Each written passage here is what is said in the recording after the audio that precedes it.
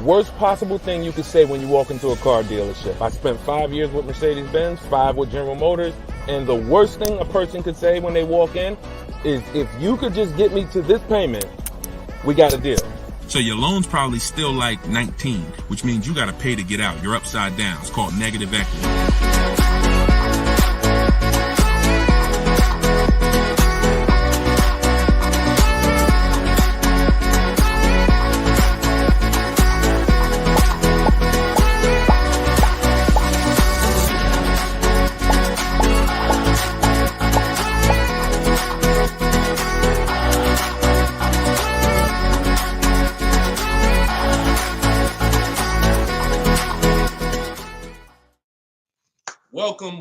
Welcome to episode 4 of Car Shopping Questions and Answers. We are live on 4 platforms: Instagram, YouTube, TikTok, and Facebook. Okay, we already got people asking questions on TikTok. As you come in, we do these shows at 12. Hold on, I want to give my camera time to focus because I'm doing a lot of moving. We do these live shows, it'll focus in 1 second, at 12 p.m. and 3 p.m. Eastern time. Hold on, I'm out of focus. There we go. 12 p.m. and 3 p.m. Eastern time. Now, we broadcast these shows throughout the day because a lot of people can't make the live broadcast. You want to tell your friends about it. If this is your first time with us, you've never been on a live with us before. Oh, wait, hold on. They're saying that hold on, can't hear. No sound. All right, hold on. Let's see. How about that? We're good on TikTok? Let me make sure we're good here on, give me a clear if we're clear on Facebook now. Give me a clear. We always got to do the housekeeping, y'all, and I need your help. Before we get busy, let me know audio is good. I see we're clear on TikTok. How are we on Instagram, on YouTube, on Facebook? All right, perfect. I see the thumbs up just came through.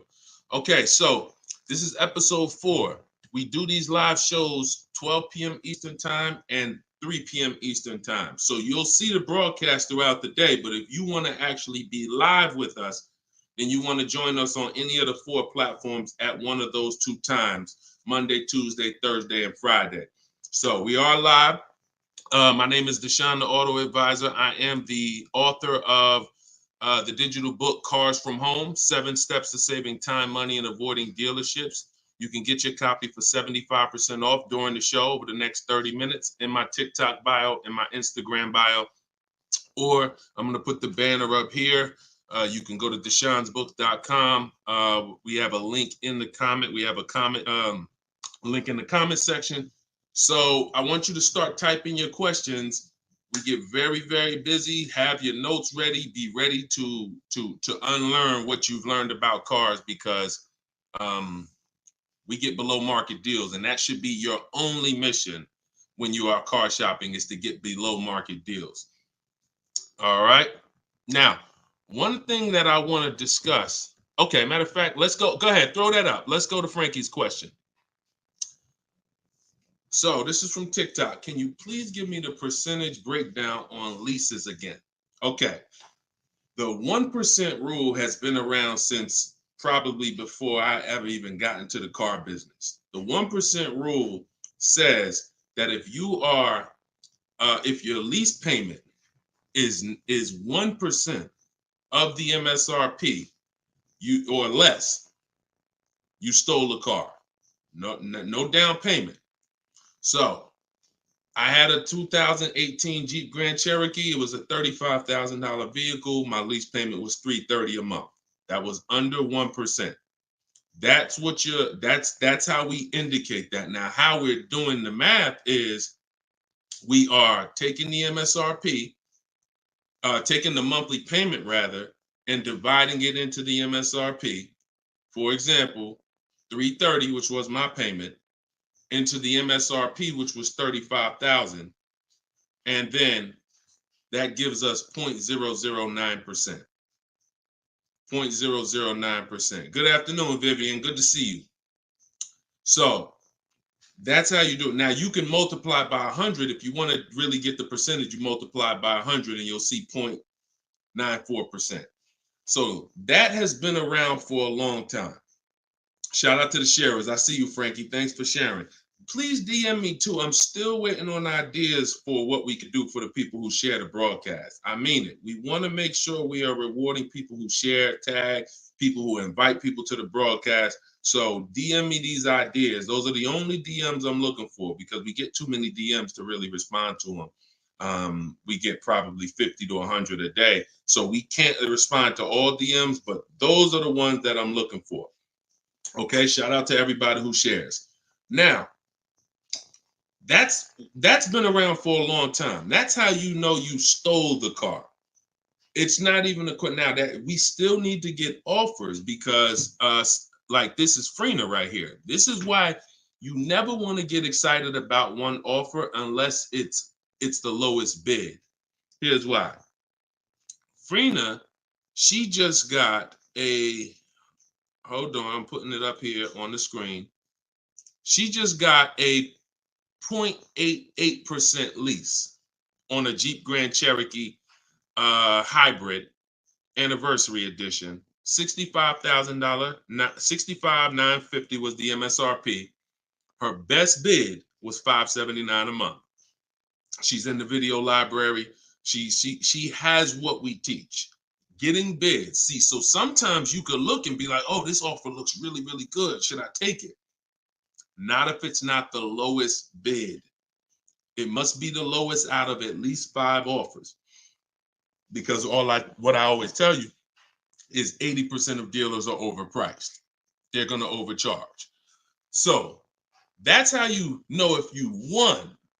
Now we had to come up with something. When I started teaching people about leasing, I said, oh, shoot, some of you going to go out here and you've been buying your cars and you're going to walk into dealers and you're going to get a lease and you're going to think it's good because you're still paying less than somebody who actually bought. But we had to come up with something that was showing you when you were overpaying for a lease.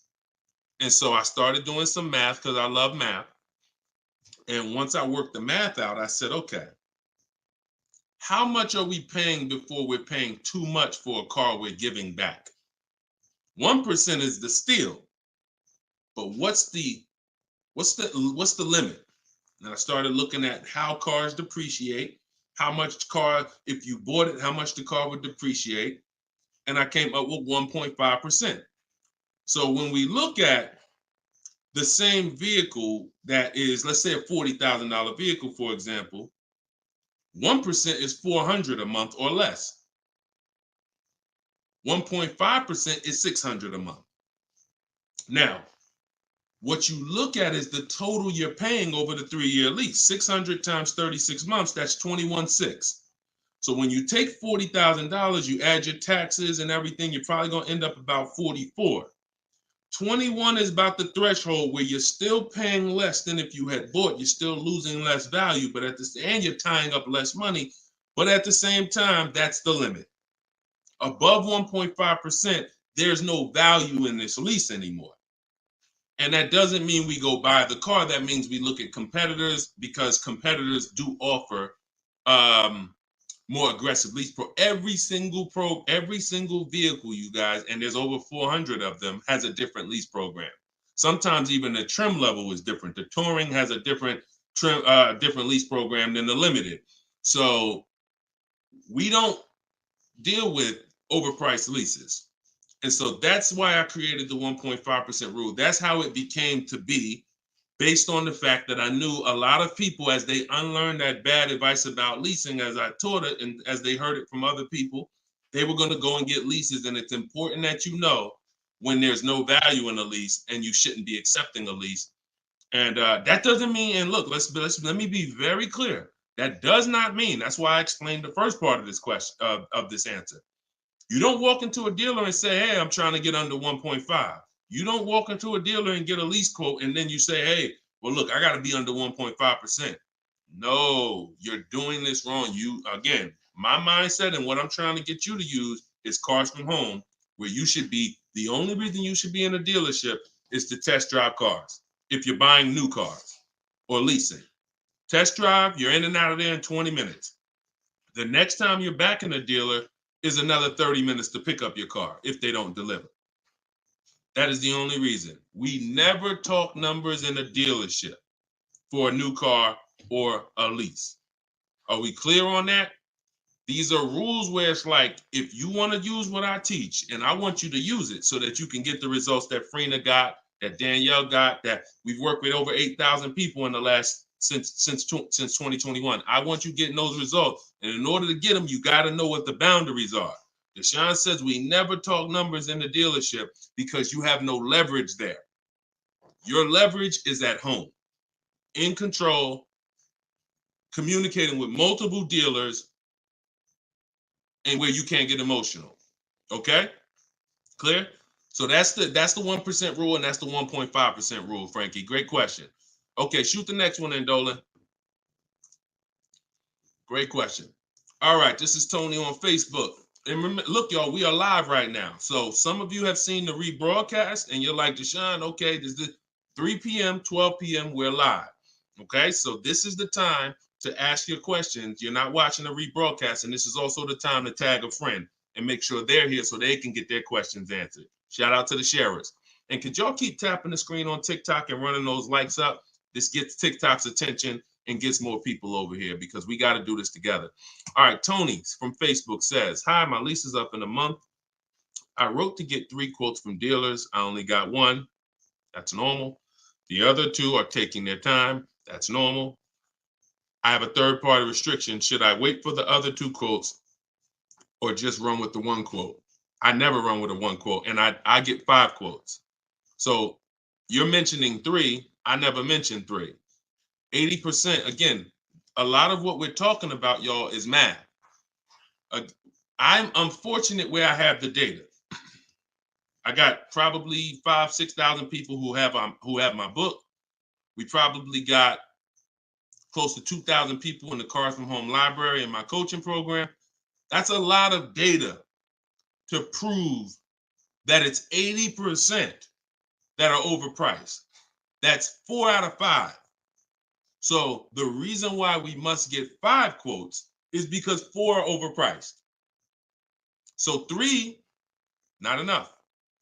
Now, if you're doing this manually, this is still easier than you walking into a dealer doing it by phone. But at the same time, I do online. I go to their website. We are connecting with dealers through their website. You don't want to do this with third-party websites that say, hey, we could connect you with multiple dealers. You don't want that because now they're trying to sell your information to the dealers, and this is not what you want to do. You want to create a Gmail account specifically for shopping. We go to 25 dealers' websites. In my book, I link you to all the dealers so that you can just put in the zip code, and then it'll pull up all the dealers around you for every brand. But you can do this yourself. You can go there and you can actually you go to each dealer's websites. We do a copy and paste message. I have a template that I use that the people who follow my stuff use. And the template you need to tell them exactly what you want and what you're open to. Colors wise, this is why we build our car. We always build our car, go to the website, build the car, because we tell them exactly what we want and what we're open to. This takes us 20 minutes to contact 25 dealers online, copy and paste. We're telling them what we're looking for.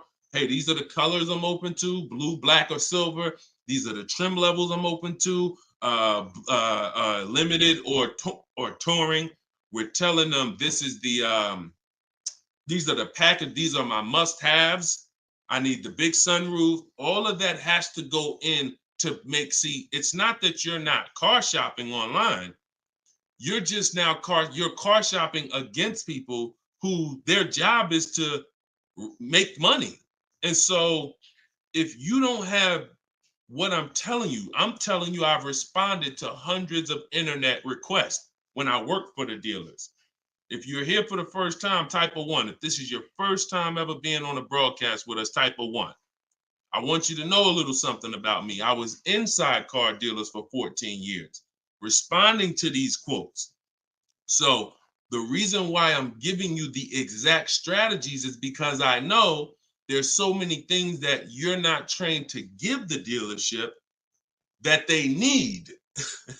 They can't give you a quote without it. They can't shop correctly, without it. Okay, shout out to the first time people. Could everybody type welcome to the first time people? If you've been on here before, type welcome to the first time people. Now, once you give them that information, you're copy and pasting that. Copy, paste, copy, paste, copy, paste. You're doing that with 25 dealers. And then that creates the conversation to see where the dealers are actually coming, where the deals are coming from. But you need to see who has a car first.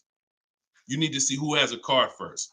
So, oh, you're talking about selling the lease. Okay, you're earlier in the process. Understood, Tony. Okay, perfect. No, just talk to another used car manager. And you want to have conversations because one, your car is worth different things to different people. You need at least 3 for that. You're on point. Yes, 3 quotes for your lease buyout. For your old car from 3 different used car managers. And if the 2 are not getting back to you, then just move on to other ones. But be aware, you should be using those values you got online from the online buyers to see if you have equity, because not everyone has equity. The whole purpose of the equity assessment is to make sure you're not leaving any money on the table. That's the purpose. But there's no guarantee. Many people have turned their leases in not knowing that they should have done an equity assessment, and then the dealership sitting on $2,000, $3,000, $4,000, $5,000, $6,000 that they didn't know about. That's what we want to prevent. So if you do those offers and you see you have $3,000, $4,000 in equity, now that's when you bring it here. If you do those offers and you're at a break even or $1,000, then that's not always worth it, because those used car managers are not going to match the highest offer. So be aware of that. But if you have equity there, then 3 used car managers, that's how you make a move. Okay? Fight for your money. This is your money. If you end up making $1,500 out the deal even, and it took you 2 hours, where do you make $750 an hour at? $750 an hour. So this is your money. And if you don't fight for your money, someone else will definitely cash the check. All right? Tyler said, send the next one in. Tyler said, F&I director here in Houston of 2 large stores. Your content is great. I appreciate you, Tyler. This is the 20% right here. See, the 20% can always admit when we're doing something to help the market. The 80% will come on here and be like, oh man, this guy couldn't make it in the car business. Now he's teaching. All right, go ahead. Shoot the next one up, Dolan. This one's from Facebook. What's up, John? Instagram, y'all not typing enough questions. And Instagram, just so you know, the easiest platform to share on is Instagram, because you hit that little arrow, it looks like a paper plane, and it'll let you go down your Instagram friend list and send this broadcast out to probably 10, 15, 20 people. Okay? Don't cheat your friends. All right? Shout out to the sharers. John from Facebook says, is it hard to purchase with a charge-off on credit 3 years old? So everyone who has credit issues should be following Shonda Martin. She's on all the platforms, Road to 750 plus. And you should be working on getting your credit to the point where you can qualify for the best programs. And you don't need an 800 credit score to qualify for the best programs. You usually need close to 680, 690 will usually qualify you for most tier 1 leases.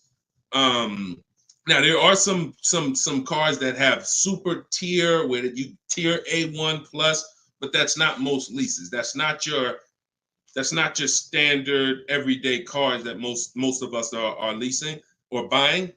So the question is, the answer is, if you don't need a car, then you should be working on your credit. If you need a car, then there's nothing you can do. You need to make a move. And so I recommend a company like Limbuzz. We're always going to give the dealer a chance to match or beat our offer. So whoever we end up buying our car from, some of you have been taught never let the dealer participate. That's costing you money, because the dealer has 7, 10, 12 banks on their end.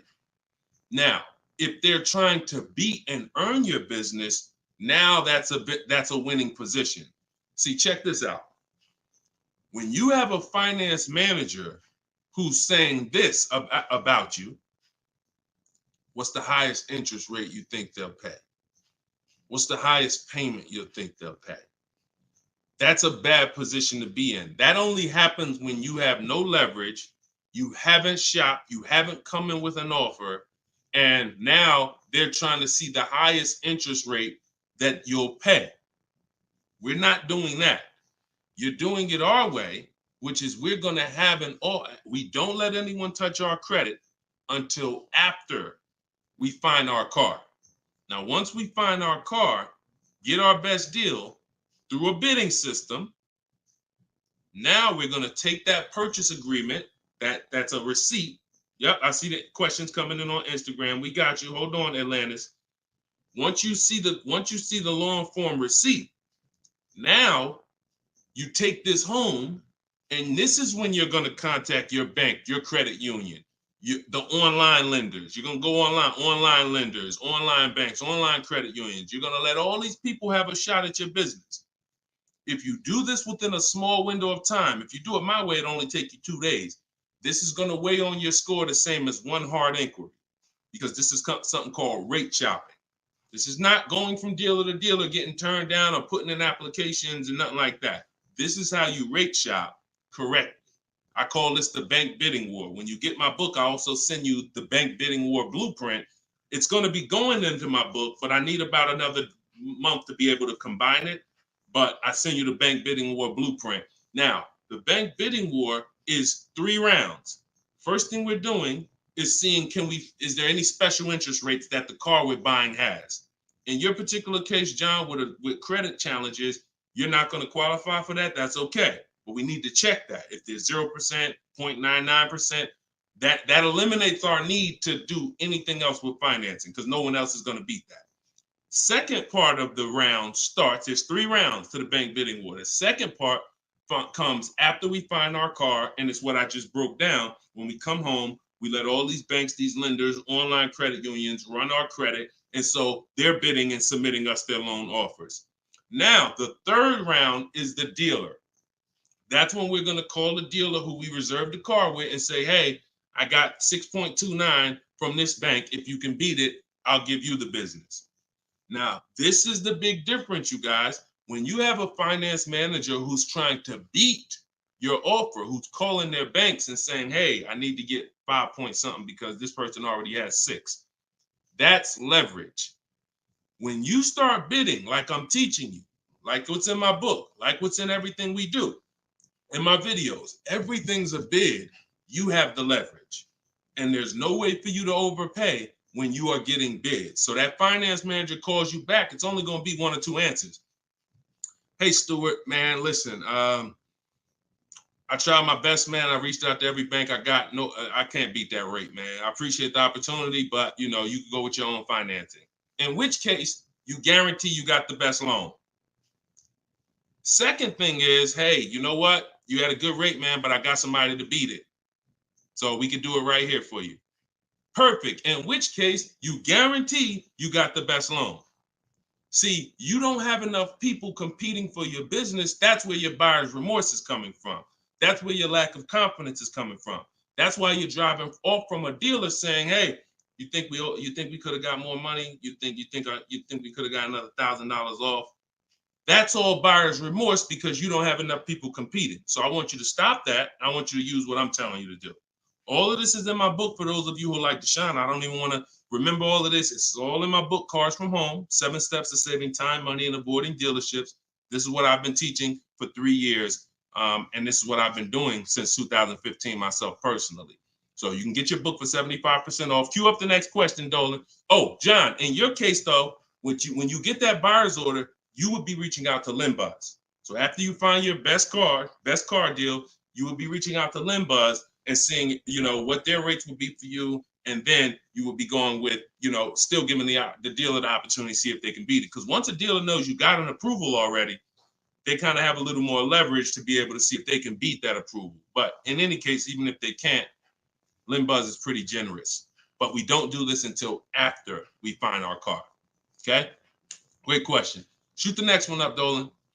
All right, this is Gemini from Instagram. Can a dealership legally raise the price from what is being offered online? Listen, nobody's suing dealers. So it's not really about what's going on legally. It's probably more ethics than anything. And we don't expect dealers to be ethical. We don't need dealers to be ethical. They've proven that the majority of them aren't ethical. So when you're not ethical, you walk the fine line between breaking the law and not. You walk that gray area. You know, yeah, I overcharged you. I know you could have paid less, but I know, yeah, whatever. But I know I could have sold you the car for less. But I'm gonna tell you that this is the best. Like, all of this stuff is unethical, but it's legal. So when it comes to what we're doing, our job is to protect ourselves. You can't go into a car dealership expecting them to protect you. You can't go into any business transaction expecting the person you're negotiating against or the person who's selling you a product to protect you. That's why we exist, because there's no one out there. If it hadn't been done, you'd been good. If there were, even if the I think it's the Federal Trade Commission or whoever regulates businesses were stepping in to protect the public, then we wouldn't have a need for what we do. But that doesn't exist. So it's on you. It's buyer beware. It's you protect yourself. And so I provide the tools for everyone who wants to take action to protect themselves. All right? But no, we don't expect dealers to do anything other than what they've been doing. Go ahead, shoot the next question up. Let's roll. All right. Why shouldn't a person focus just on monthly payment, monthly car note? Okay, good question. Hold on. Let me make sure I can see Instagram. All right, so this one's from Instagram.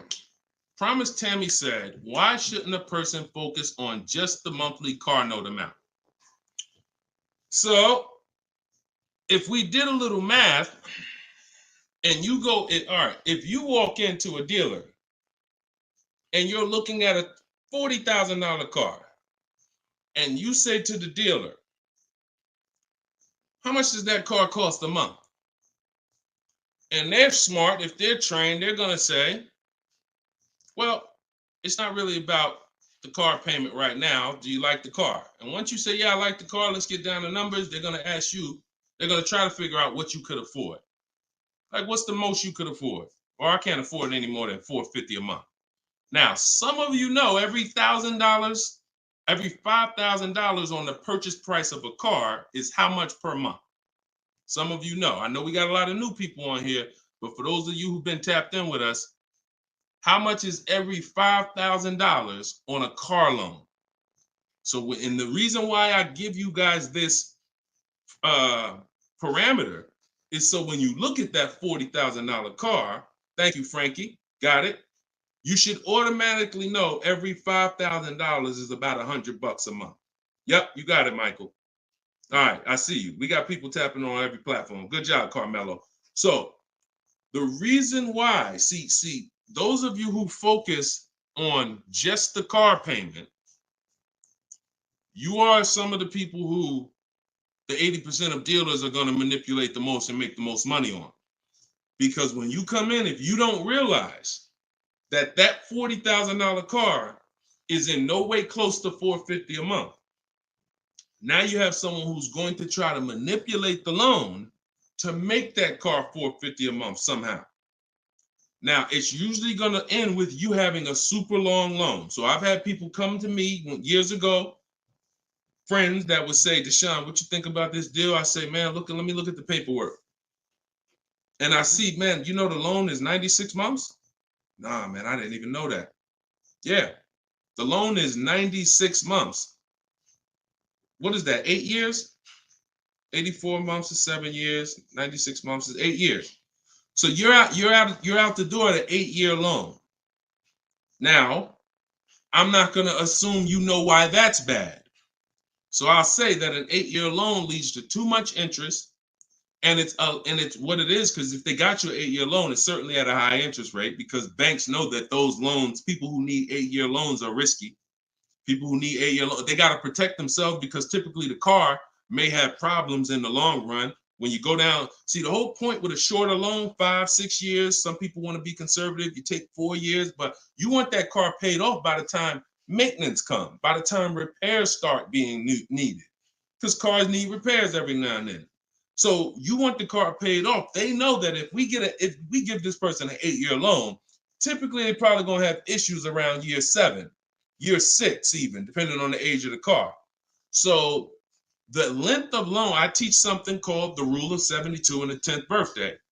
I will not in any way co-sign anyone getting a loan longer than 72 months, which is 6 years, because we don't have, see, what's the longest loan, a mortgage that any of you would take? Let's keep a real fast dialogue going. All of this is to really answer the question that Tammy's asking, which a lot of other people have. So we need to indicate why this makes a difference. The longest mortgage most of you are going to take is 30 years. Mortgage. There are 40-year mortgages available. There's 50-year mortgages available. No one on here said, yo, I do a 50-year mortgage. Why? Because we already know inherently anything longer than 30, that means we can't afford this house. That means we're looking at the wrong house. So we had to make sure we created boundaries so that you understand, okay, if I got to take a loan longer than 6 years on a car, that's telling me I can't afford the car. So once I get my best price, I should already be able to afford that car with a 6-year loan or less. And I combine that with the 10th birthday. So when you look at your car, you should have your car paid off by the 10th birthday. You're taking a lot of risk if you got a loan on the car past its 10th birthday. A lot of the times I was in a dealership, people came in with problems, big repairs, and they still had car payments. Car's 10 years old, 11 years old, and they still got car payments.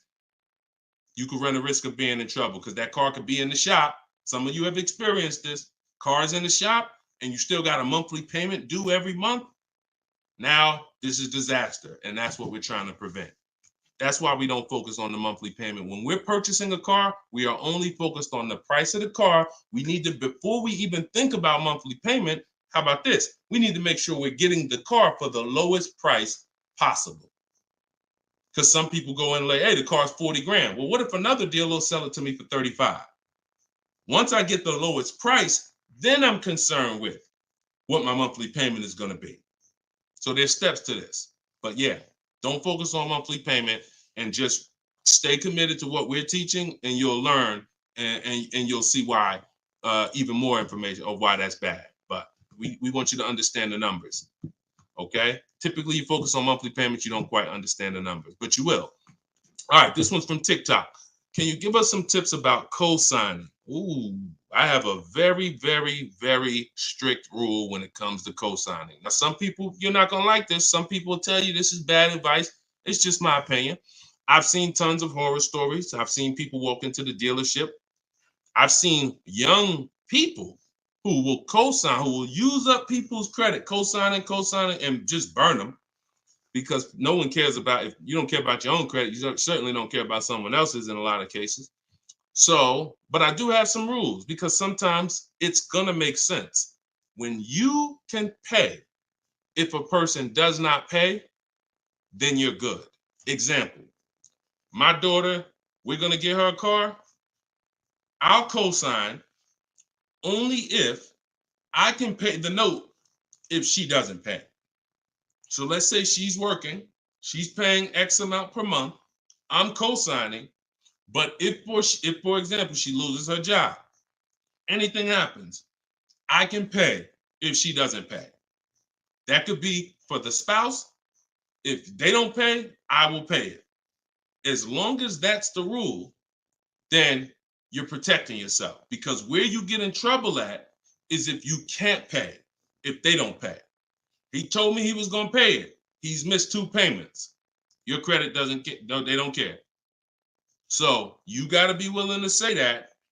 This has to be a person that I'm willing to pay if they don't pay. That means I got to have that type of relationship with them. Or if I can't pay, if they don't pay, I'm not co-signing, because I cannot depend on things that will go wrong. Life will happen. And then I'm sitting out here and my credit was 700, 750, 800. Now it's 620 because they missed 3 payments and I'm struggling to get this car back from them. Okay? Those are my hard rules on co-signing. I don't deviate from them. And those are typically rules that if you follow them, you're going to be safe. Okay? All right. Shoot the next question up, Dolan. Diana said, my brother asked me to co-sign. I told him, hell no.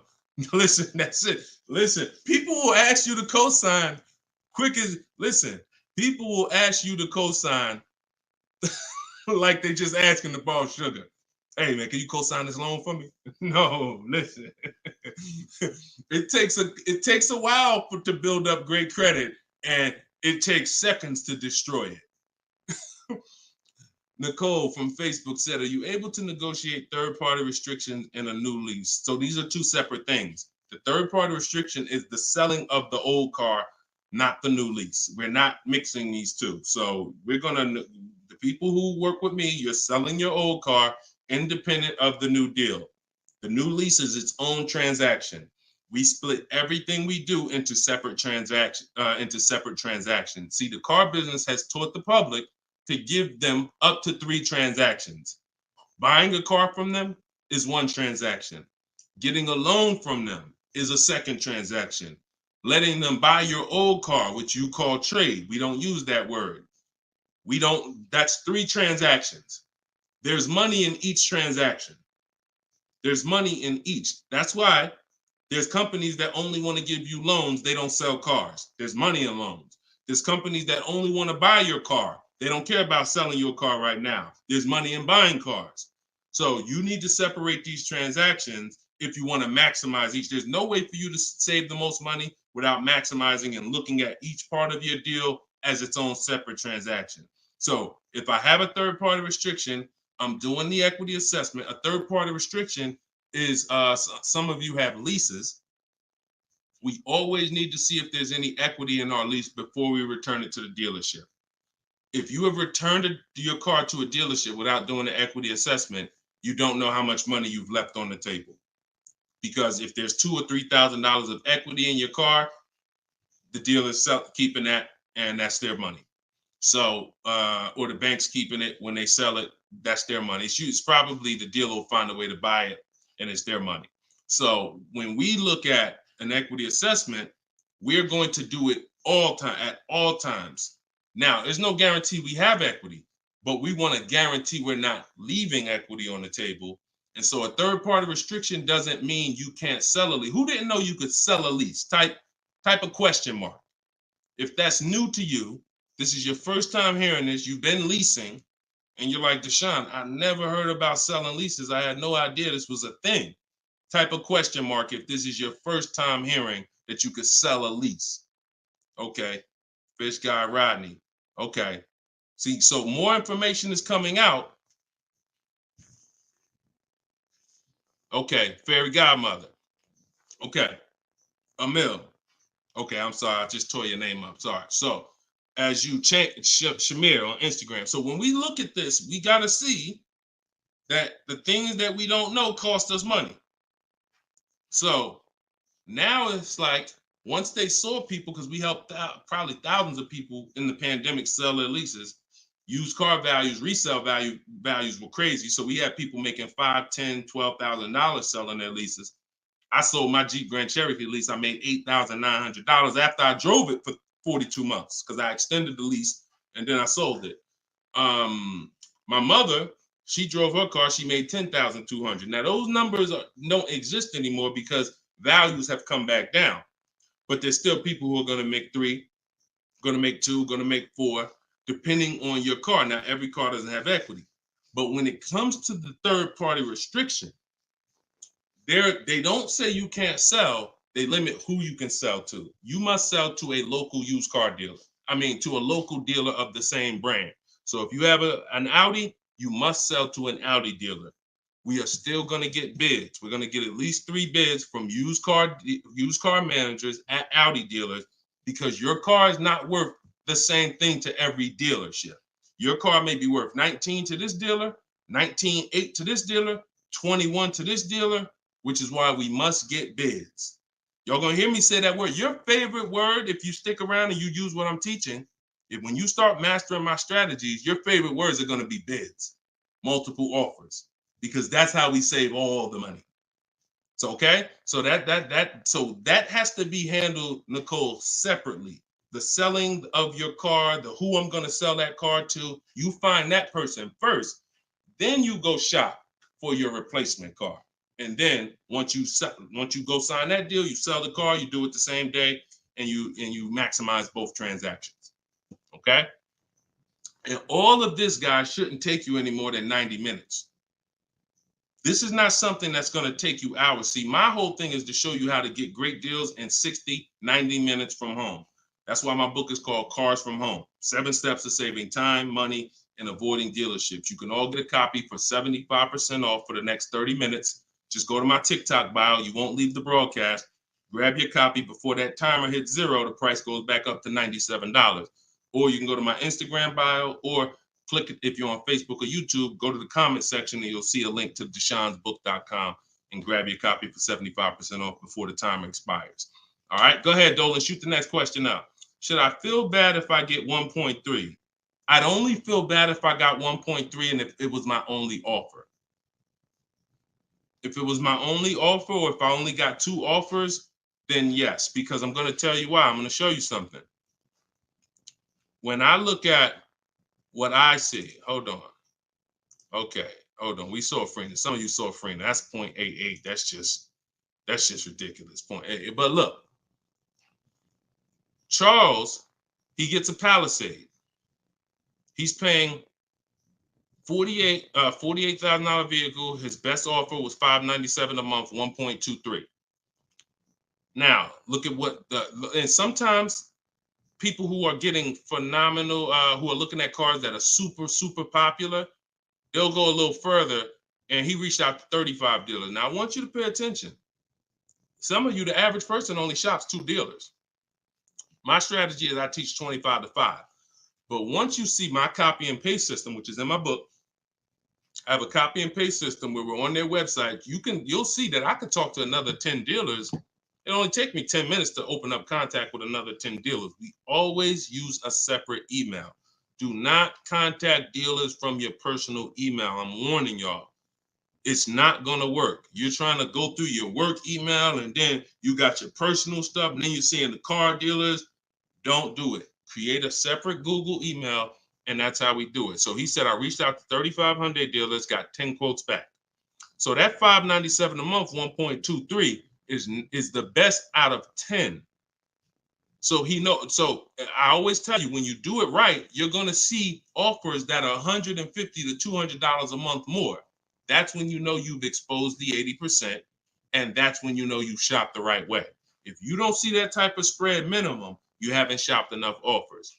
So that's the only time I would feel bad, GKA, is if I didn't get at least 5 quotes, because I don't know if 1.3 was the best.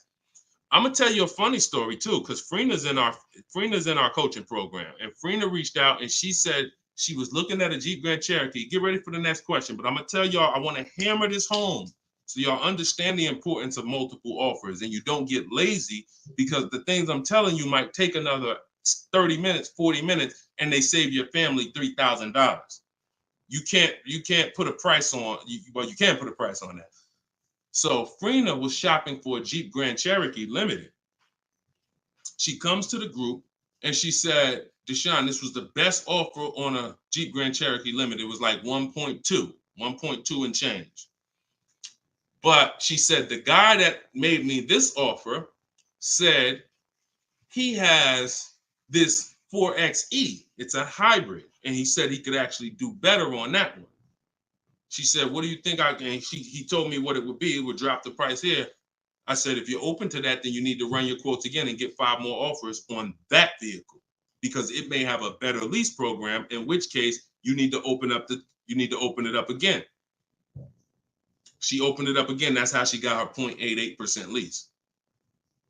So if she would have just said, well, this guy is getting me 1.1, I'm going to just take that, then she never would have found a 0.88.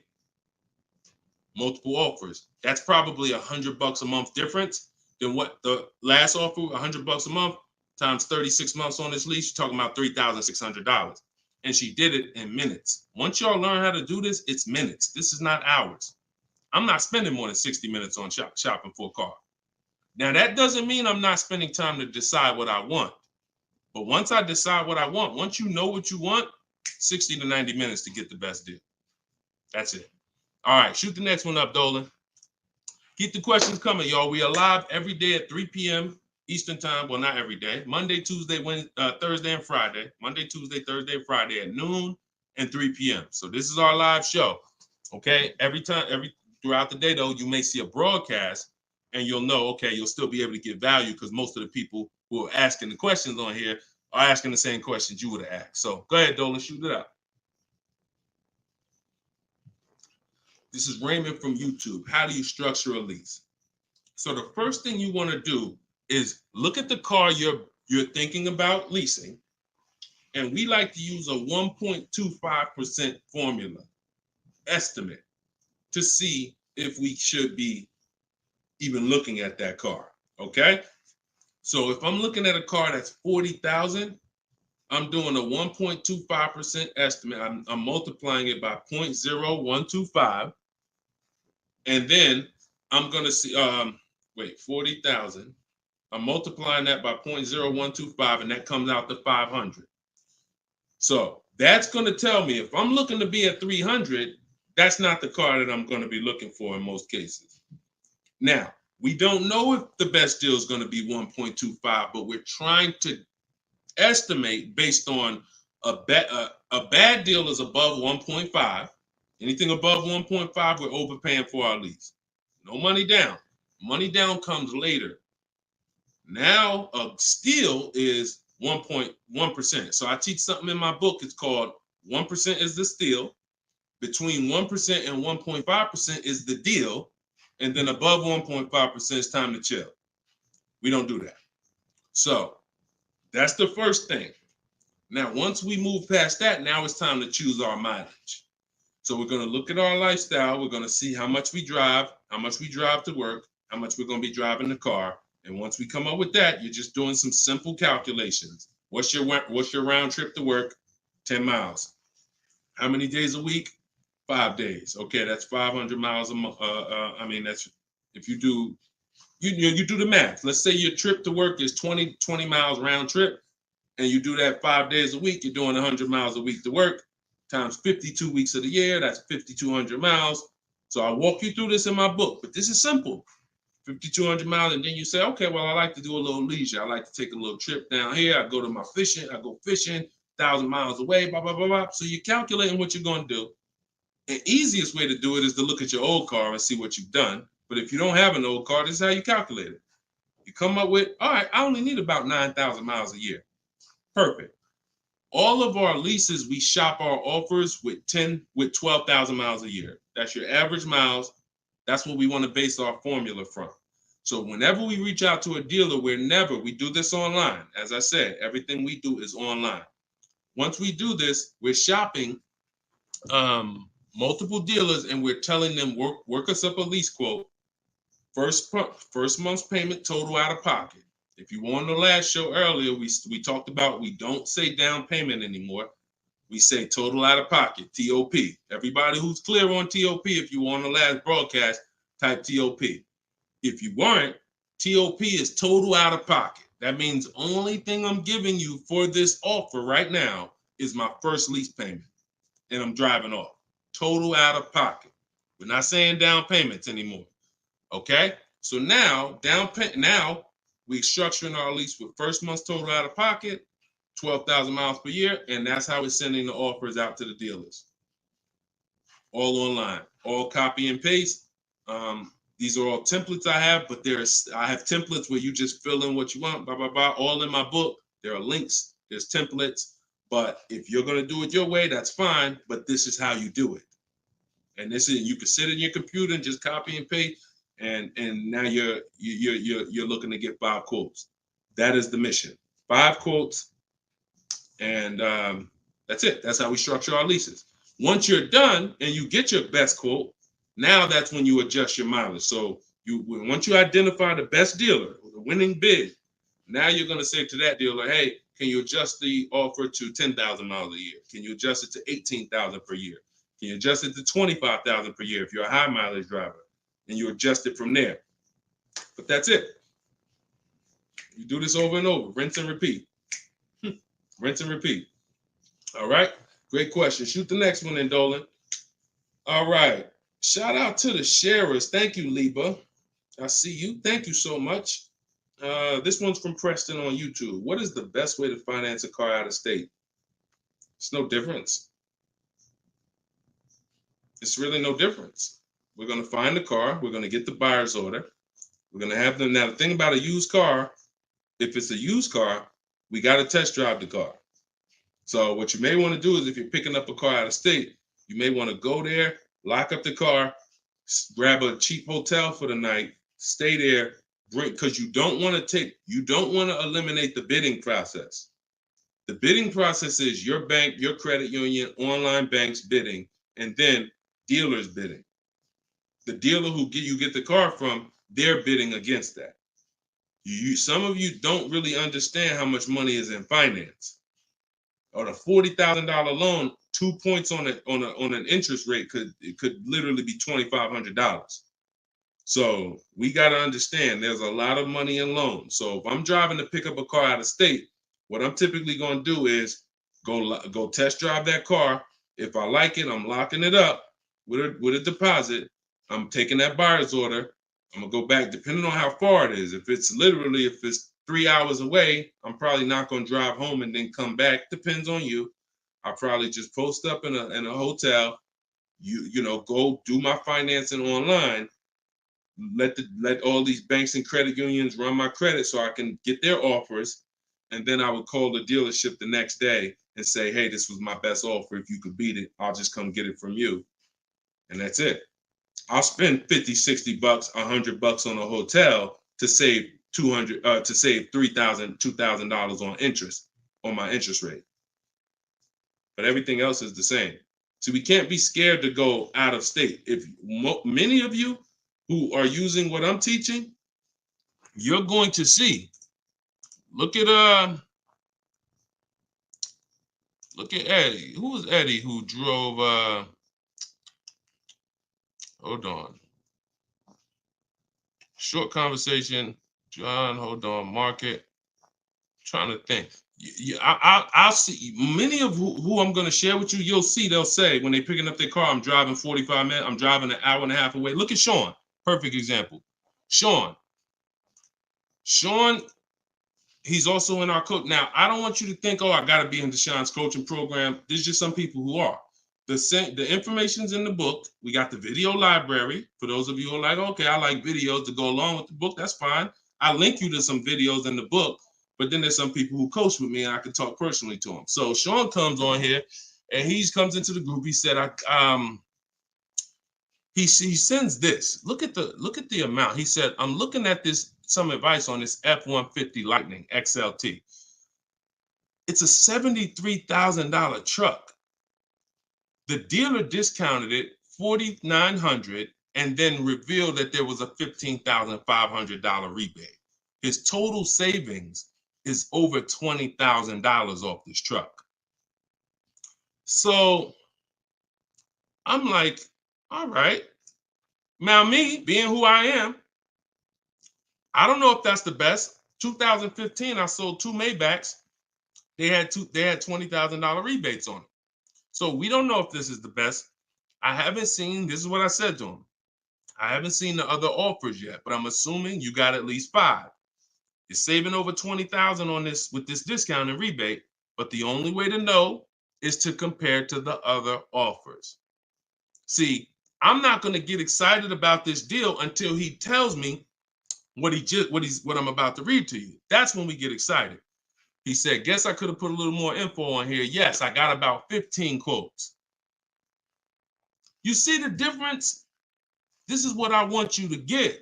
BK Dollar, this is what I want you to get. Liba, this is what I want you to get. Everybody watching, the money is in multiple offers.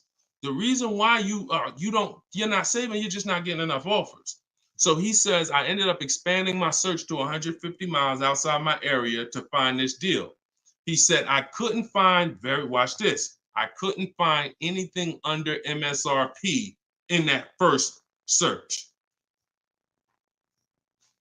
So think about how I'm telling you, the local dealers know when they see your zip code, they know, okay, some of them, all right, we don't have to do too aggressive. But those dealers that are an hour and a half away, when they see your inquiry, they're like, oh, listen, this is a person we never would have saw before. What is it going to hurt us to blow this truck out?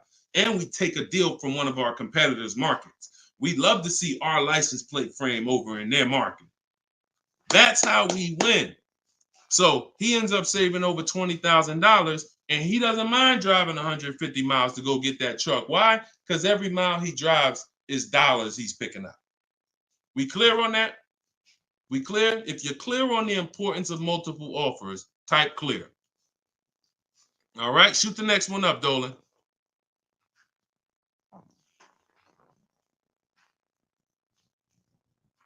Okay, this one's from Instagram. Atlanta's Black Gabriel, or Gabrielle. I think it's Gabriel, my fault. So, in the market for a new Chevy or used Chevy Malibu, what's the best route, leasing or financing? How many years are you keeping the car? If the answer is 8, then you should be buying. If it's at least 8, see, I teach something. My book is called Cars from Home, 7 Steps to Save Time, Money, and Avoid Dealerships. Everything I do, when you go, the video library that we have, your best deal in 7 days, 7 steps. These are not going to change. The first step is the foundation to your deal. The first step is the foundation to your deal, which is lease or buy.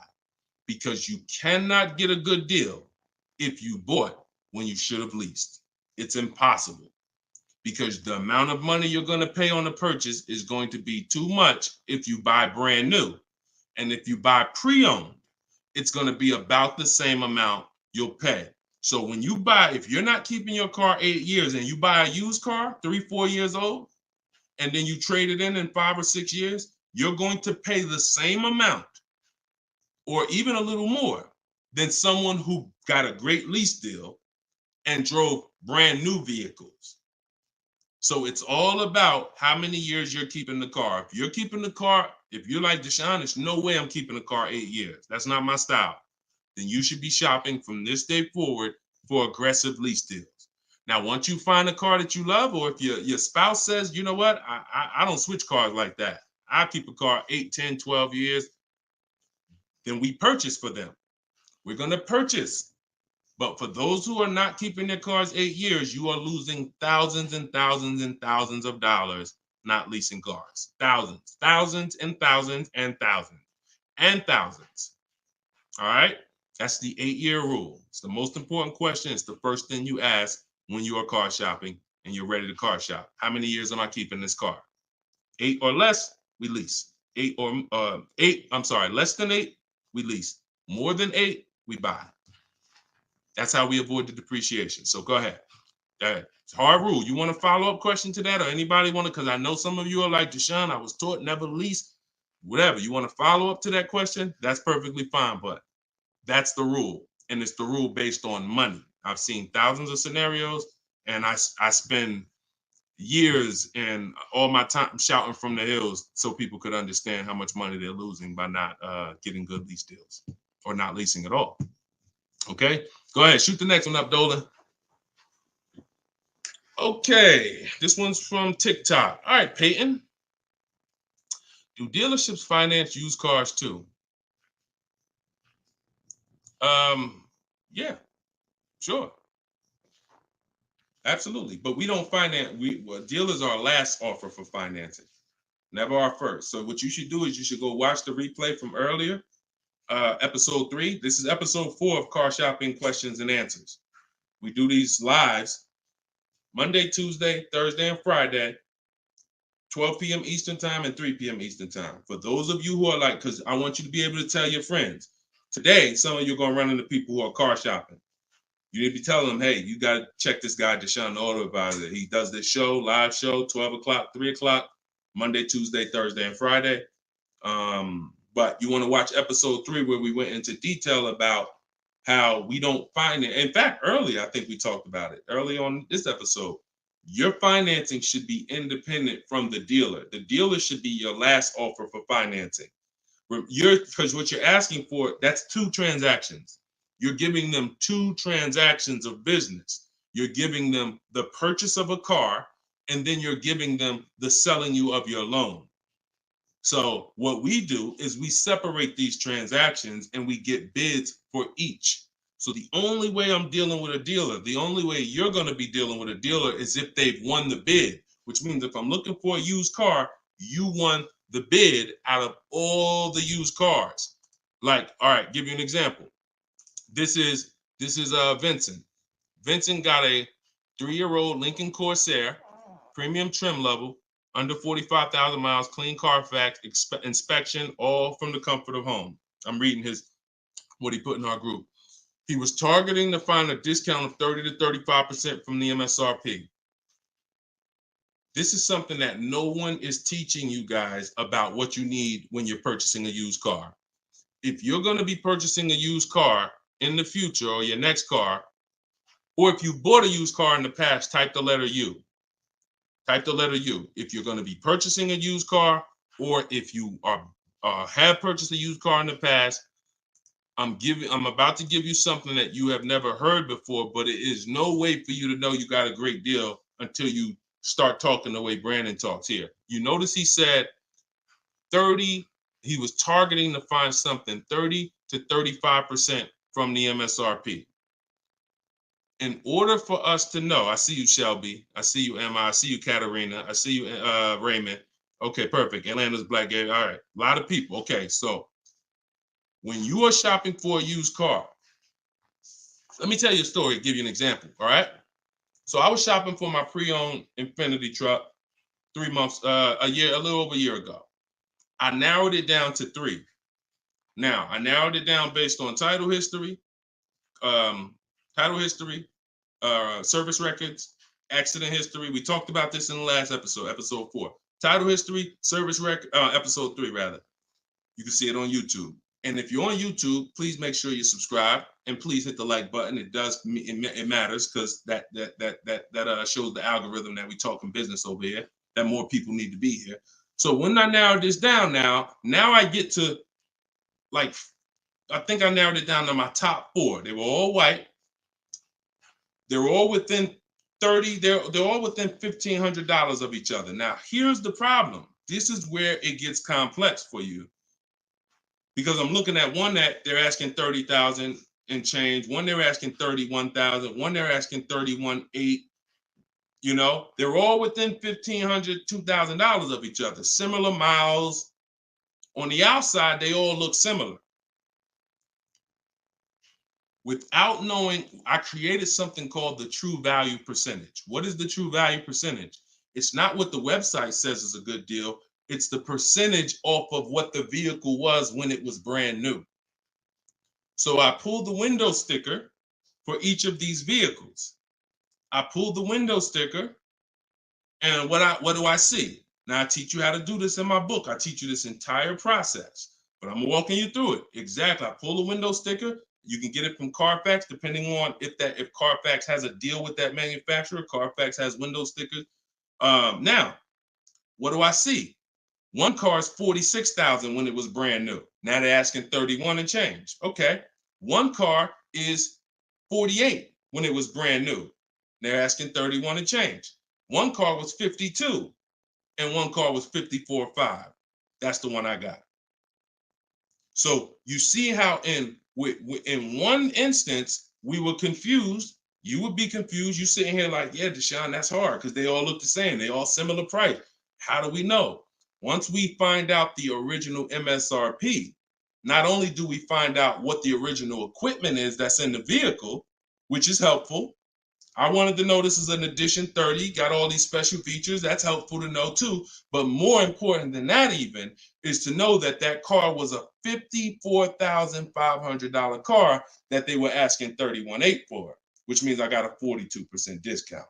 That is something we created called the true value percentage. And that's how we make sure we choose the right used car when we're ready to pick the final one. This is what we do here, y'all. If you this is why, like, this is why we've been blessed, because God knows we giving you the information you need to win with. So all of this is in my new book, Cars from Home, 7 Steps to Saving Time, Money, and Avoiding Dealerships. If you want it all in one place, you can watch the show. You can watch my free social media videos. I got hundreds of them. Or you can say, Deshone, I'm going to get this it's 75% off in my TikTok bio. It's normally $97, but you can get yours for 75% off.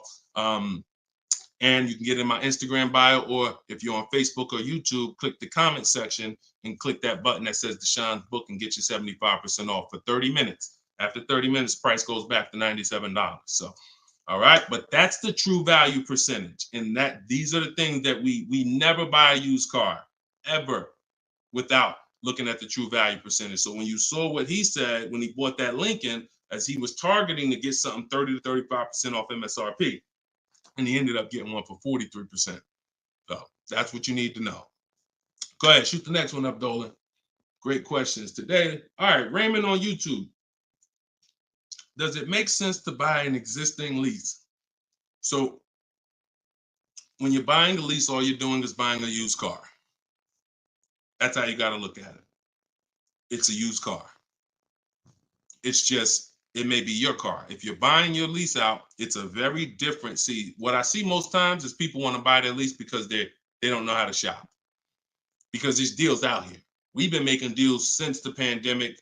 I started our video library. We started that in 2021, November, middle of the pandemic, when people were paying ridiculous prices over with the 80%. They were cashing the biggest check they've ever cashed in their lives. Like in their lives, they were like, and we were getting deals all since then. Felicia came in. She was our first person in our program who got a BMW. She saved $1,950 January 2022. And so we when you get bids, you reveal. That's why we don't pay attention to nothing out there. I don't care what anyone says, what any dealer says does not matter to me. That does not matter, because I know that if we got deals all through the pandemic, oh, forget it. That's why this market, we're killing it even more. So, you know, if you're buying your lease because you're keeping it another 8 years, you say, man, Deshone, I used to lease, but you know what? I really want to buy something that I could keep for 8, 9, 10 years. Then sure, buy the lease. But if you're not doing that, then you're moving from a lease mindset, which is I'm driving great cars, brand new cars, always under warranty in most cases, latest and greatest features, low payments, pennies on a dollar compared to people buying. That's a whole value system. That's mindset right there. These are the people who are shopping for a lease. These are the benefits of leasing. And then you're moving and saying, all right, I'm going to buy a used car now. Very different, very different. So you got to be, you have to have had a change in mindset and goals to buy your lease and buy a used car. And it's what I see most times is people just don't know how to shop. When you use what I'm teaching you to shop, get 5 offers, you're going to see there's deals everywhere. Everywhere. Go ahead. Shoot the next one up, Dolan.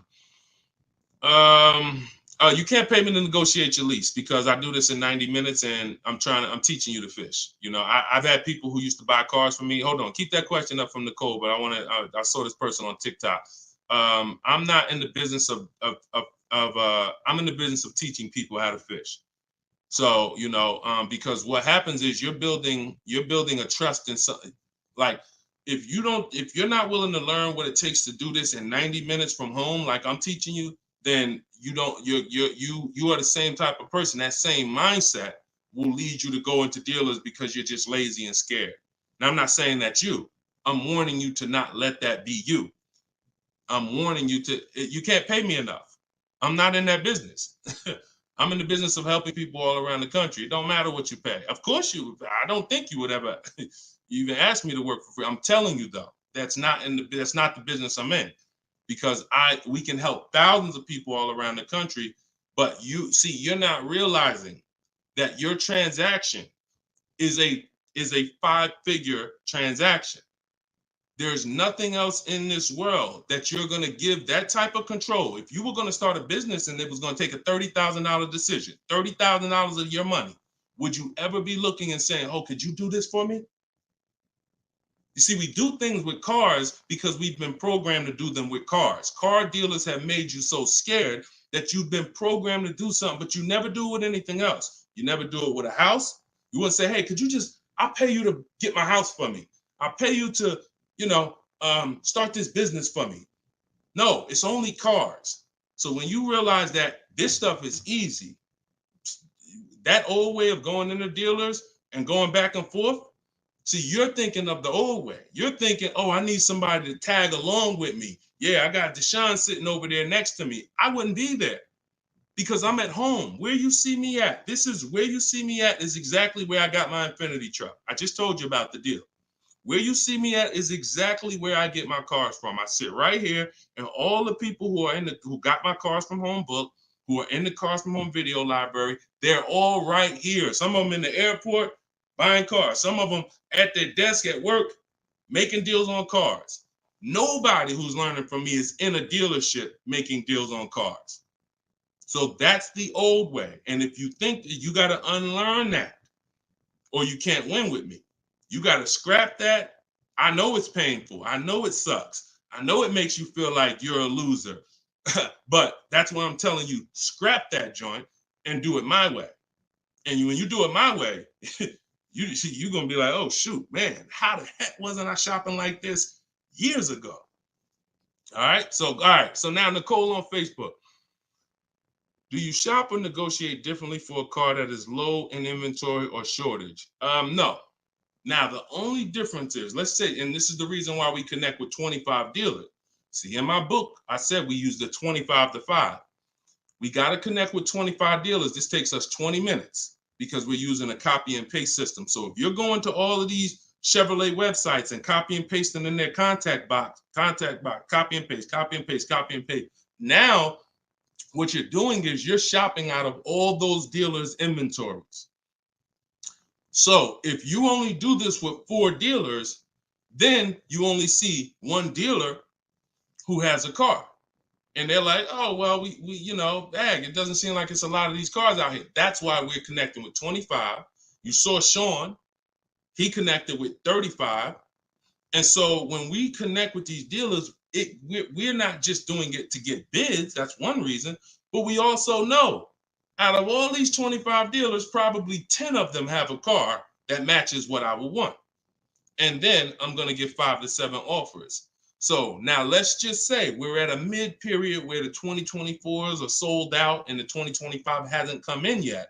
Now what's going to happen is all of those dealers out of the 25, maybe 2 of them have a car, and they're going to tell you, you know what, you really need to order it. That's not because it's a low inventory. That's because you're usually in between model years, and the old one has sold out, and the new ones they're waiting for it to come in. But it doesn't change the way we shop. And sometimes we will order. If I'm purchasing, I'm more likely to order because I'll get bids, and then I'll take the car. But if I'm leasing, we're less likely to order because we don't know what the lease program is going to be. See, I could get a dealer that discounts the car for me $3,000. We had a person in our group, and they were getting a new BMW X4, the X4M, like the performance edition. We had a dealer, their best bid, the dealer was taking off $3,000 off MSRP. So, but the lease program is what we didn't know. And once the car came and they put the lease program on it, we saw that it was over 1.5%. So even at that discount, wow, we saved $3,000. Now, if she was purchasing it, that's a win. $3,000 off, beat everybody else. So I don't mind ordering if I'm purchasing. But on a lease, I'm less likely to order because I don't know what the lease program is going to be until the car gets here. Okay, but yeah, that the process doesn't change. It just we have little caveats based on on low inventory. Okay, process is the same. Nothing changes our 7-step process. Nothing. All right, go ahead, Dolan. Shoot the next one up. All right, great questions today. We got Jermaine, Facebook. So how do you transition out of a finance into a lease? Instagram, y'all not asking a lot of questions. All right, hold on. Get Blooming chosen one. All right, hold on. All right, Jermaine from Facebook says, how do you transition out of a finance to a lease? All right, perfect. So now what I like about this question, Jermaine, is you've already answered the most important question, which is how many years am I keeping the next car? That's step one in our 7-step system. You've already answered that because you've determined I should be leasing. Now the next step is equity assessment. Equity assessment. Call the bank. You don't have to worry about third-party restrictions or nothing because you're not leasing.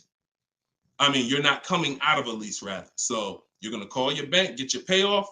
You're going to take 20 minutes, go on CarMax, Driveway, Carvana, Kelly's Blue Book Instant Cash Offer, AutoNation Sell My Car, Car Guru Sell My Car. Get those 6 offers. That's going to tell you if you have equity, break even, or if you have negative equity. That's your next step. Don't do anything else until you do that. Okay? See, we always have to account for our current asset before we start moving forward. What happens if he has $3,000 in equity? That means he has $3,000. He could either apply towards his next deal, or he could put that money in his bank account and, maybe he leases the next car with no money out of pocket. So equity assessment always comes even before we budget, before we plan our mileage, before we do anything. Equity assessment is what we do. All right. All right, shoot that next one up. Shoot that one up from Instagram if you got it, Dolan. It might have took you a minute, but because we got it's comments from everywhere, y'all. No matter. Okay, here we go. For your calculator, why doesn't it negotiate to the lowest offer? My calculator is the best. My calculator is the best thing that exists because it takes all the offers you get. By the way, y'all, what she's talking about. And you got to be specific because I do have multiple calculators that I've created in my book, multiple softwares where you plug in stuff and it spits out so one of the calculators that I have is the counter offer calculator. So we never accept a deal until we send a counter. So what we do is we take the counters. We take all the offers we get, we plug them into my calculator. Whether it's a lease or whether it's several types. One is for leasing, one is for cash purchases and financing. Now, when you're financing, you're always getting your deals with tax and everything included, all in. So what it does is it takes all the offers, you plug them in, and then it spits out which one is the best, and it counters everyone based on the best offer. So let's just say a dealer says,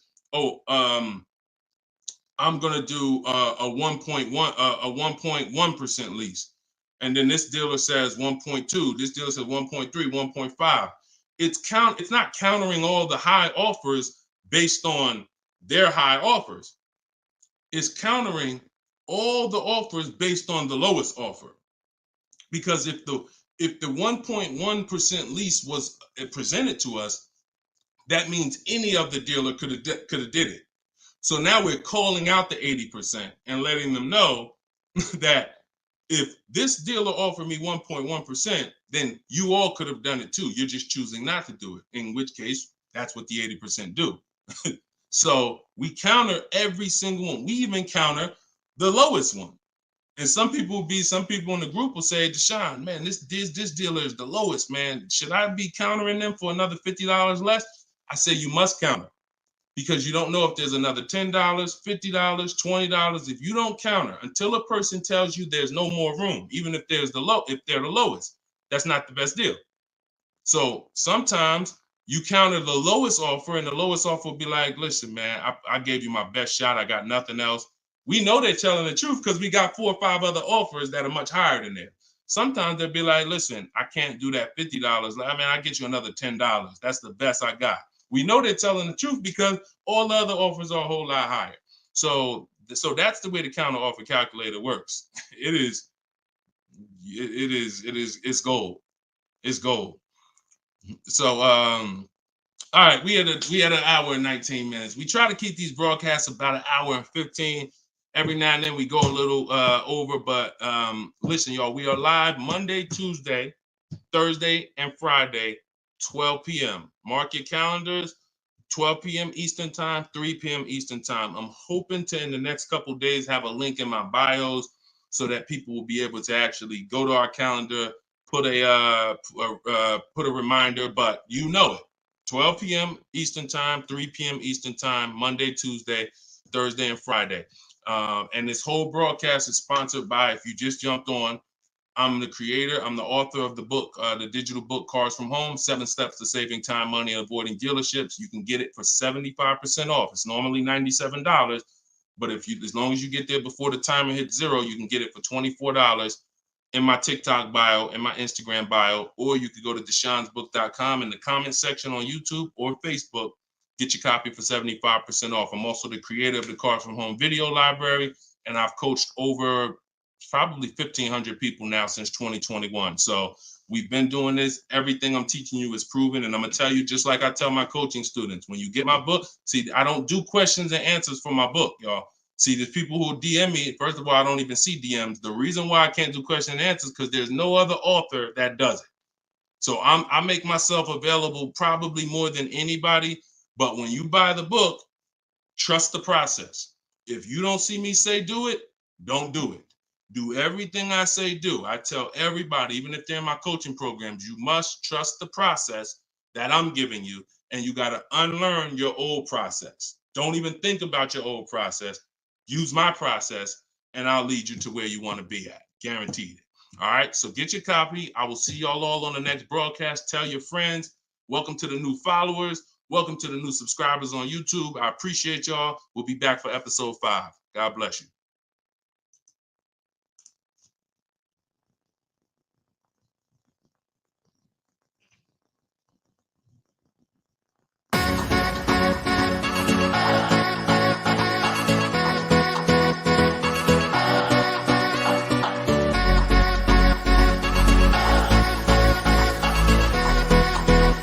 The worst possible thing you could say when you walk into a car dealership. I spent 5 years with Mercedes-Benz, 5 with General Motors, and the worst thing a person could say when they walk in is, if you could just get me to this payment, we got a deal. So your loan's probably still like 19, which means you got to pay to get out. You're upside down. It's called negative equity.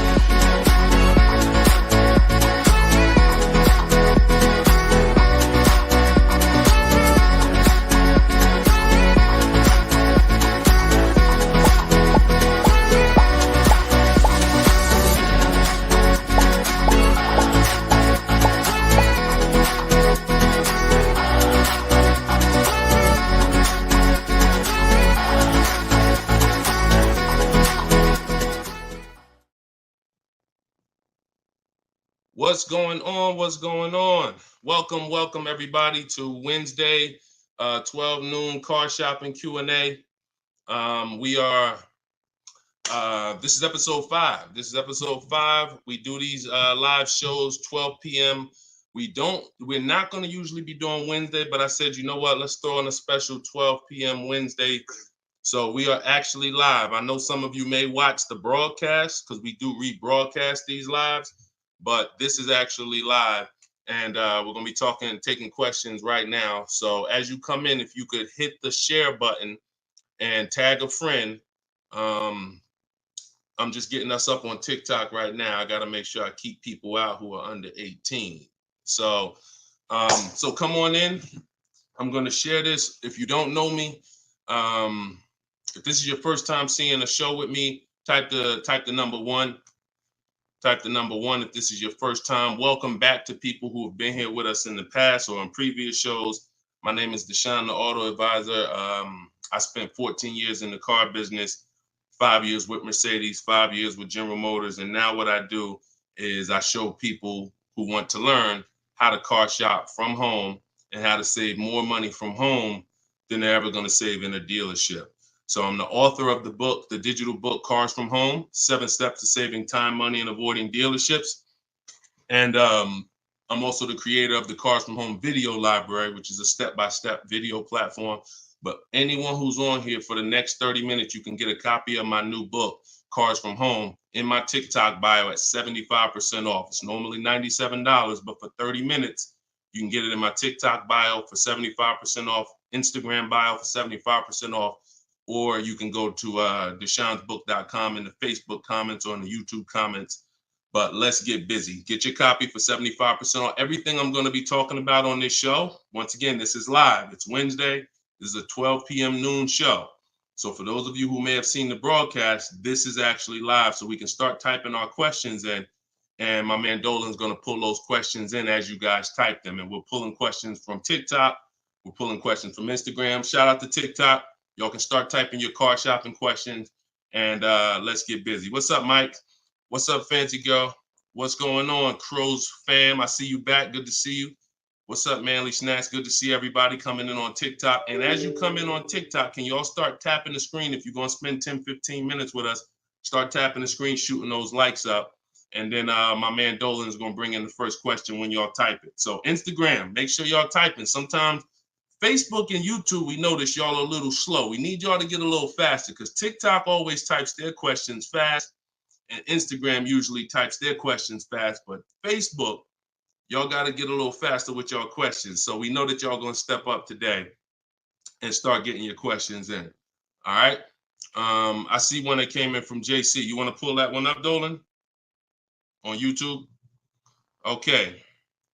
Our best deals, are they made from the comfy confines of our home, or should we hammer it out at the dealership going toe-to-toe, jab for jab with the salesman, finance, and sales managers? Well, you have no leverage when you're face-to-face with someone. And leverage is what gets you good deals. Leverage is what, oh, we up to 500 likes on TikTok already. Shout out to y'all. Keep tapping the screen. Appreciate y'all. And tag a friend. Everybody bring your friends over. They need this just as much as you do.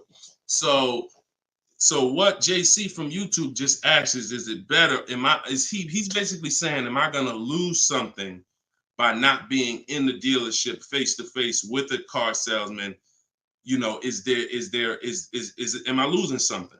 And it's a good question, but you're losing something by being there. And let me explain why. You're losing something by being there because your leverage in a negotiation, it comes from you talking to other people and having other offers. Let me give you a real example so that you can really understand that. When people are negotiating for your business, you're going to save the most money without trying. You go into the supermarket. Do you have to try to find the best deal on laundry detergent? Do you have to try to find the best deal on, anything, spaghetti sauce? No. Why? Because companies are actually hoping that you look and see that they're the best deal. Hey, look, we're on sale this week. Hey, look, choose us. They're trying to get your attention. They realize they're competing with all these other brands and they don't mind. So even with a TV, I always use a TV for example. If you go out to buy a TV right now, is anybody on here worried about overpaying for a TV in 2024? Anybody? And I always want to remind people, as you new people come on, this is live. This is Wednesday, our 12 p.m. live call. So our 12 p.m. live show. So you can ask your questions. This is not our rebroadcast. So what is anybody on here worried about overpaying for a TV? Anybody? No. Why is that? Because you already know that companies are competing to sell you a TV. Sony, TCL, Samsung, all of these companies are competing. Therefore, you're not gonna overpay. That's what we bring to car buying. In a nutshell, y'all, if I can wrap up what I'm trying to show you with Cars from Home, the reason why my brand is called Cars from Home, my book is called Cars from Home, my library is called Cars. The reason is because it's a mindset. It's a mindset. You're bringing the same mindset you would bring to shop for your TV to cars. And you don't overpay. You don't have anybody on here worried about having buyer's remorse for the TV. Look, Fancy Girl, Kiki, no. Look, RJ Newscom, no. Look, Patrice on Instagram, no. So no one on here is worried about overpaying for any of these items that years ago, we used to be worried about overpaying for TVs, but not anymore. So when you start staying at home and getting multiple offers and kill your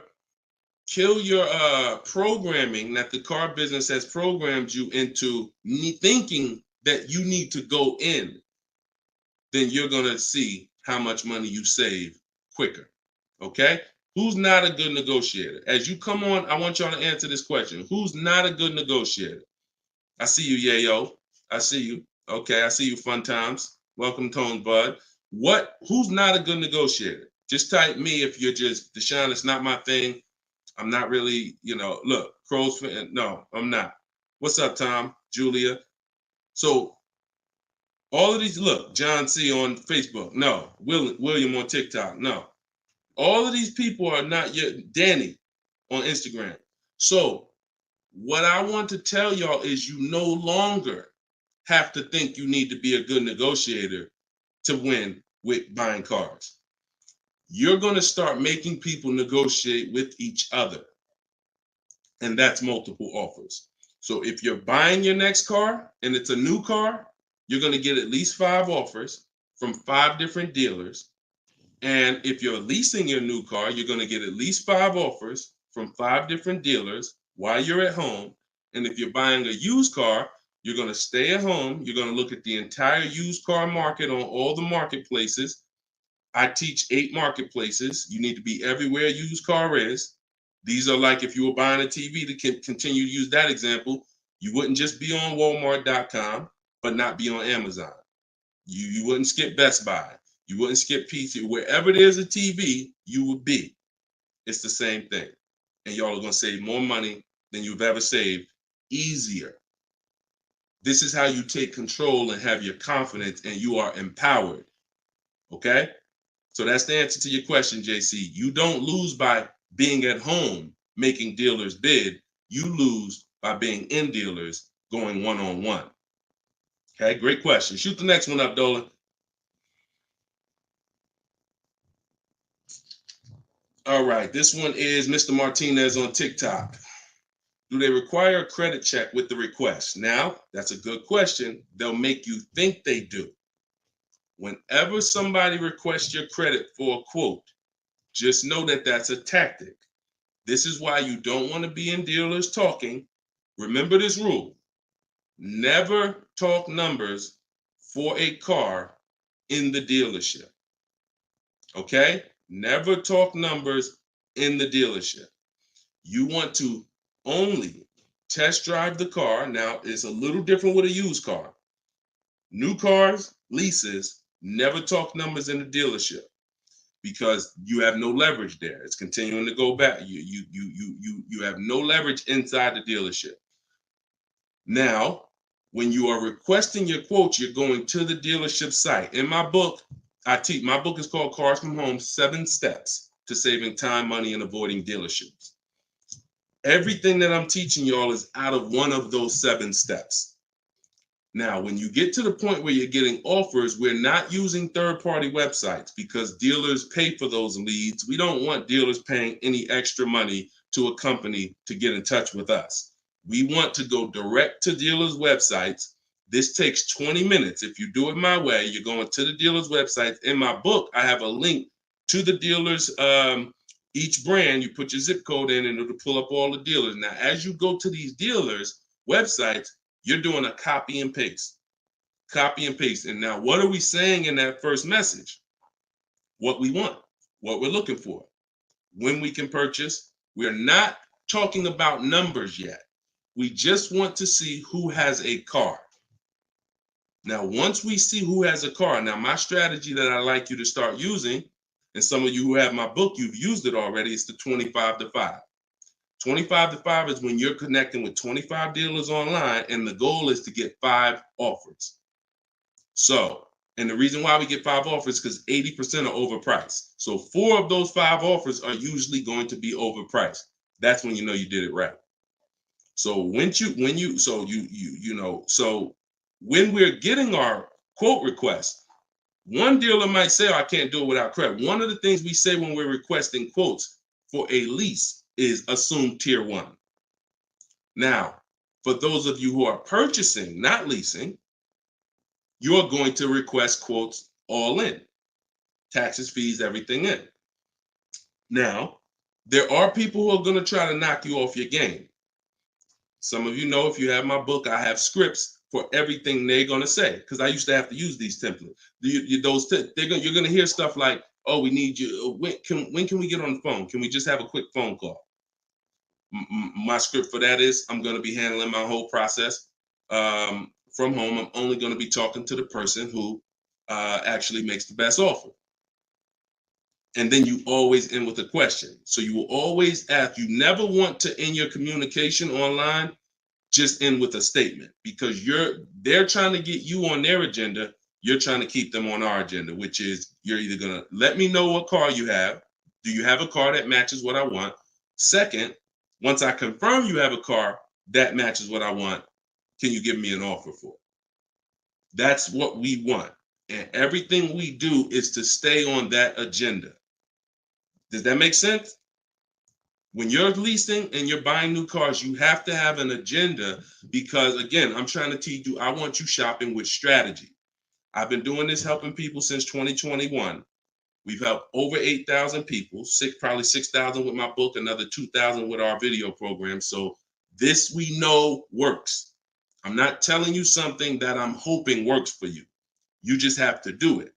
But what you're going to have to do is stick to the agenda and realize that my only two purposes is to find out, does a dealer have a car that matches what I want? And can you make me an offer on it? That's it. And now I have scripts in my book that do that. For all of you who just came on, this whole show is sponsored by my new book, Cars from Home. And you can get your copy for 75% off.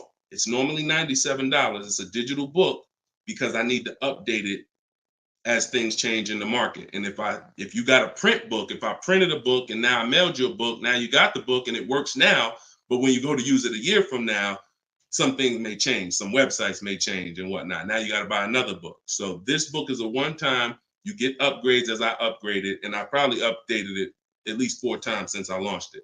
So get your copy for 75% off in my TikTok bio, but you only got 30 minutes. Once 30 minutes passes, it goes back up to $97, which is still a great price, by the way, because you're going to save thousands of dollars using it in my Instagram bio and my TikTok bio. So you're never getting to the point, Mr. Martinez, where you are giving a person an opportunity to run your credit, because everything you're doing is at home requesting information. So as long as you get into the business of being at home, writing and requesting prices and seeing which dealer is going to offer you the car for the best price, you're never going to be in a position where you need to be giving your credit, because there's no reason. And if you give your credit, you really fell for the game, because now they locked you into them, which is the goal. So no reason for everybody, no reason to give credit to give somebody our credit to get an offer. All right, go ahead, Dolan. Next one. Type your questions. I see a lot coming in from Instagram. I'm in the dealership right now. Vital on Instagram. Keep that up. Keep that up, Dolan. Vital just said I'm in the dealer right now. Now, if you're there negotiating, then you're never going to get the best deal. You're never going to get the best deal. Understand, y'all, I'm not playing games. For those of you who don't understand what we really do here, like, this is Greg right here. Greg used our strategies. He got a $56,000 Kia EV6 win. He got it for $527 a month on his lease, no money down. That's through bids. That's not through negotiations. Danielle's lease, $44,000 Audi A3. She got it for $550 a month, no money down. You know, this is on a purchase here. Sean bought, and some of you may have these cars and look at your payments. And you're going to say, Dad, Deshone, I got that same car, man, and I ain't get that price. That's why I'm trying to tell you to listen. And like, we're not regular here. And sometimes I think, like, I'm not the public. I could be in the car business making $200,000-$300,000 a year if I wanted to. This is not God's plan for me. I'm trying to give you the game, but you got to understand who I am. This ship has sailed. We've been doing this for thousands of people since 2021. If you just now here and you just finding me and you haven't used my stuff yet, like, you missed it, but understand, don't keep missing it. This Sean, he got this F-150 Lightning XLT $73,000 truck, brand new truck. He saved over $20,000 getting bids my way. And the people who learn from me, they're never going back to the old way.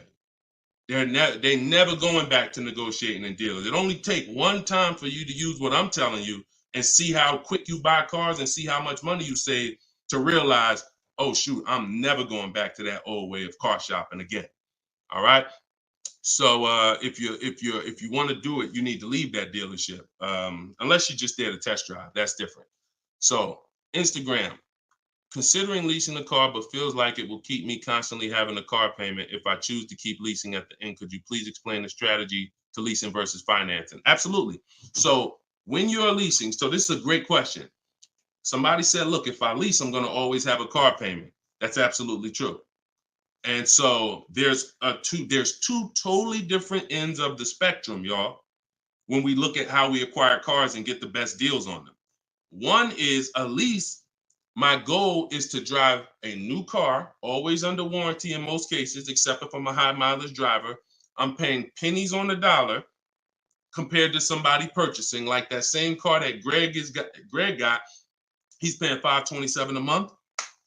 That same vehicle would be, it's a $56,000 car. That same vehicle will be $1,000 a month on the car note, at least on a 6-year car note. So I'm paying pennies on the dollar. I just had somebody today, he's going to pick up a brand new Kia Telluride. He got a payment of in the 400 range of $42,000 Kia Telluride. Once he negotiated it, he decided he was going to put $2,500 down because he wanted his payment where it was. But he already had a ridiculously low payment. It was like a 1.1% lease deal on a Kia Telluride. I told him, I said, you know that same Kia Telluride, $42,000, that would cost about $800 a month to purchase? He said, yeah, I know. I used to buy one. I used to buy mine. He actually had one. It got totaled. So he knows how much he was putting into that vehicle before he actually figured out he's not an 8-year person. So if you're not keeping your cars 8 years, you should be shopping for aggressive lease deals because it's pennies on the dollar. And we shop with bids because it's easy. It's fun. We're in control. And that's the way we do it. Now, the other side of the spectrum are long-term vehicles that are going to be what we call a keeper. If anybody who has a keeper in their household, type a K. If you have a vehicle in your household right now that you've had for more than 8 years, type a K. Type a K. Type a K. As you come in, y'all, could you hit, if you're on Instagram, could y'all hit that paper airplane? It looks at the, like at the bottom of the screen. It allows you to share this broadcast with your friends.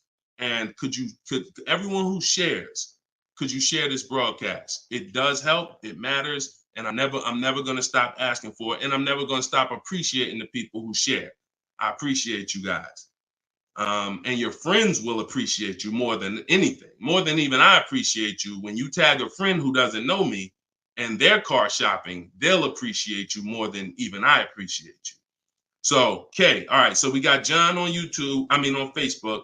We got Michael. We got hold on, let me see. Acura MDX. Rob Korn got an Acura MDX on Instagram. He's had it 195,000 miles. So these are what we call Derek on TikTok, Donald on TikTok. These are what we call keepers. These are vehicles that, when again, someone asked a question about understanding if I always have a car payment, if I lease, can we please explain the strategy of leasing versus financing? I just told you the benefits of leasing. Now, all those benefits come at a price. Now, the other side of the spectrum is the long-term keeper vehicle, where now we have outlived depreciation, because the unseen expense is the one that's killing you. The unseen expense is depreciation. When you buy your car today for $30,000, tomorrow it's not worth $30,000, right? Tomorrow, you can buy a car today for $30,000 and bring it back to the dealer tomorrow. They're not just giving you your $30,000. You've lost money in one day. That's depreciation. Now you can sit that car outside your house and you can have that car, you don't drive it 1 mile. You never even touched it. And you go out there and a year later, is it worth $30,000? No, right? You never told, but Deshone, I didn't even drive it. But you understand, it's not worth $30,000 anymore. It sat there for a year. Now it's probably worth $24,000. That's depreciation. So some of you have been trained to think, oh, well, I buy my cars because I don't want to pay for the mileage. What I'm trying to get you to understand is when you understand depreciation, you're going to see not only do you pay for the mileage, whether you buy or lease, you pay for the car whether you drive it or not when you buy. Does that make sense? Type clear if y'all are clear so far on this, on these principles. Because it's bad information that's been fed to you for all these years that, oh, you know what? I like to drive as much as I want. Oh, I like to do everything and I don't want to pay for mileage, so I'm going to buy. But what you're seeing now is, oh, shoot. If I drive no miles, my car's worth less. If I drive average miles, my car's worth even less. If I drive high miles, my car's worth even less. Depreciation. It's the unseen expense.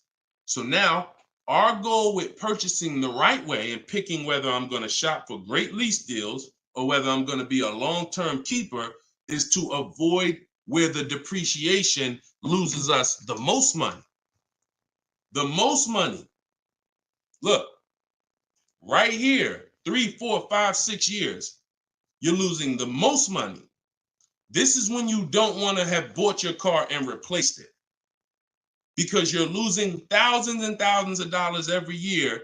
And now many of you have been taught it's okay to switch cars while you're in here, dropping. But going back to the keepers know, all right, I'm switching cars when my value is like this, my depreciation. So all of you who said out there that you got a car that you've had for 8 years, 10 years, 12 years, now you're gonna, here's what proves to you what I'm saying is true. The keepers, which is why I'm trying to get you guys out of that middle, all you 3, 4, 5 year people, 6 year, 7 year people that do not lease. You don't keep your cars long enough to outlive this depreciation, but you don't lease. You're losing the most money by far, thousands and thousands of dollars every car you buy in resale value, because you flip cars, try to trade them in while you just lost thousands and thousands of dollars. So on the other end, those of you who said, Deshone, I got a keeper outside, if that car today is worth $5,000, a year from now, it's probably going to be worth $4,800. That means you're no longer losing value like this. You're only losing value little by little, and you've outlived the depreciation. So your goal when understanding should I lease or buy is like, Deshone, okay, how do I avoid this? Well, if you're not keeping your car 8 years, you should be shopping for leases. Everyone who told you otherwise was wrong. I'm not going to say they were malicious, but they were incorrect. And unfortunately, I call them confidently incorrect. Dangerous. Being confident and incorrect is dangerous to you and others and everyone who's going to listen to you. So I'm telling you the truth based on numbers, that shopping for lease deals is here. If I'm not keeping my cars 8 years, I need to be shopping for great lease deals. If I'm going to keep my car more than 8 years, then I'm going to purchase and I'm going to make sure I get a car that's going to last 8+ years so that I can outlive the depreciation and win with long-term ownership. But I'm not stuck in the middle. Clear? Clear? Everybody clear before we move to the next question? JC said, my man hitting on all cylinders. I appreciate you, man. This is what we do, man. I've been doing this since 2006, man. I'm not new to this. I've been helping people save money on cars and make dealers bid for their business since 2021. And that's what I'm known for. Here in New Jersey, people know when I had my brokerage, Deshone is the person that helps people save money if you listen to him. If you don't listen to me, God bless you. I wish you the best. All right, so for all of you, cue the next question up, y'all. For all of you who just jumped on, this whole show is sponsored by my new book. Everything I teach is out of my new book. It's called Cars from Home, 7 Steps to Saving Time, Money, and Avoiding Dealerships. It's normally $97, but as part of our launch, you can get your copy for 75% off. It's a digital book. It'll be in your inbox in literally 3 minutes. And if you're on TikTok, you won't leave the broadcast, so you don't have to wait until the show is over to click the link in my bio, get your copy, and then you can come back and listen to the rest. Same thing on Instagram. And we got something in the comments for Facebook and YouTube. You guys can click the comment section, or if you're watching us on television, you can scan the QR code with your phone. All right, let's go, Dolan. Shoot that next one up, brother. Let's keep these questions coming, y'all. Keep typing them. And again, we're live right now, Wednesday. This is our Wednesday 12 p.m. live stream. I want to make sure I keep saying that because we broadcast these shows all day long so that some of you could tell your friends if they missed the live show, they can still see the broadcast. But right now, it's Wednesday, and this is our 12 p.m. live. So ask your questions. This ain't a rebroadcast. JC said, could you please share with us your insights on how to best eliminate dealer add-ons, addendum lists from the deal? Example, windows etching, low jack, nitro in the tires, Scotch guard. Okay, you name it, whatever. I always say this, and I have a video that has done well. It's been seen by several people, and it says we don't negotiate with dealers with fake fees. You can see what I need you to know is 80% of dealers are overpriced. 20% are trying to beat their competition and they don't mind competing. These are the best people in the world. These are the people you want to find and buy from. But there's 17,000 new car dealers in this country. There's 100,000 used car dealers in this country. Somebody tell Isaac on TikTok that we just answered that question. So if there's 17 million new car dealers in this country, 17,000 new car dealers in this country, and 100,000 new car dealers, used car dealers, and 80% are overcharging, then you need a strategy to find the 20%. That's another reason why you cannot walk into a dealer and think you're going to get your best deal, because you don't know. You have a much higher chance of finding an 80% than you do a 20%. Does that make sense? It's more than likely when you walk into a dealer and you request a quote or you request an info, even the dealer that you've been buying from, they're going to say, it's more than likely you're dealing with an 80% dealer just based on the sheer numbers. It's not 50-50. And like I said, I've worked with 8,000 people since 2021. We have the data to show this is not 20% is who you're looking for. That's who we're looking for. So what we do is we need to sort for them. We're not looking to walk in. We're looking to stay at home and sort for them. The 80% are going to do what the 80% do. To answer your question, JC, I'm not interested in getting an 80% dealer to take off their fees because that's not what they do. Thanks, Carter's dad. That's not what they do. They charge fees. People pay fees. People who walk into them and buy the old-fashioned way. Your friends.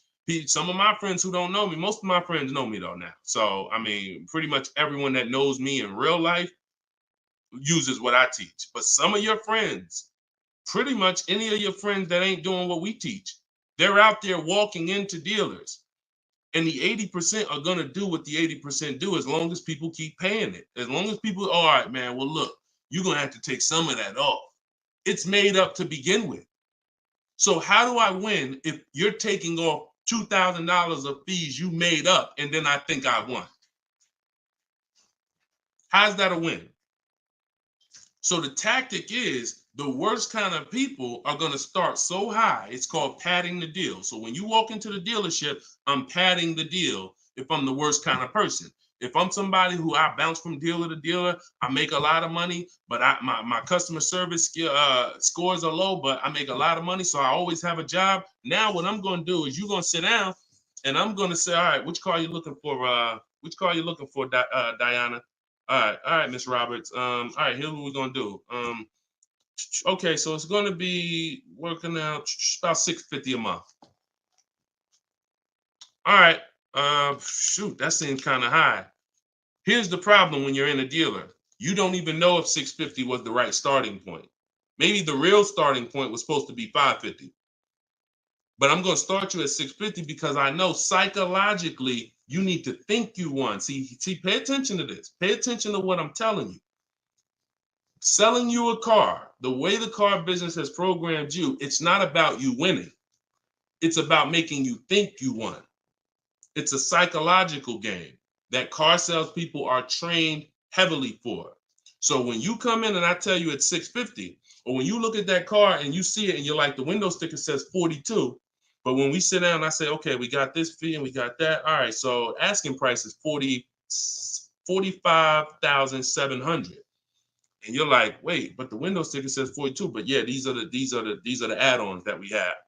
All right, now I'm starting so high that I can take off money to make you think you won, and I still end up winning because I really didn't take off anything.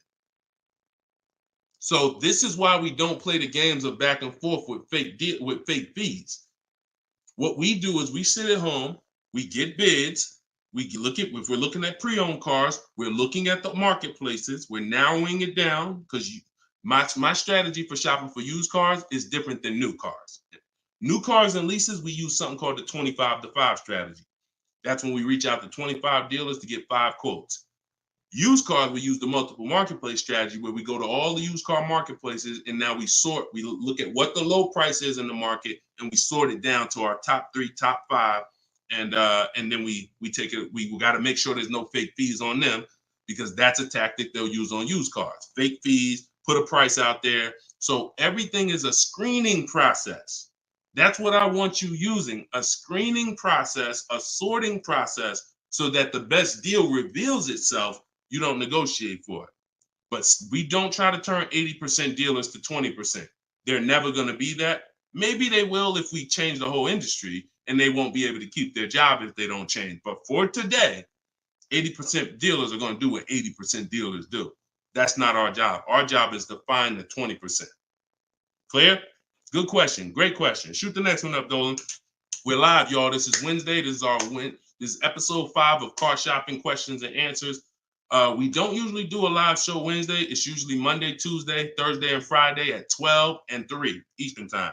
So that's the schedule. If you're like, man, Deshone, I want to make sure I tell my coworkers, I got people in my church, they need to see this. Tell them Monday, Tuesday, Thursday, Friday, 12 p.m., 3 p.m., we're here live.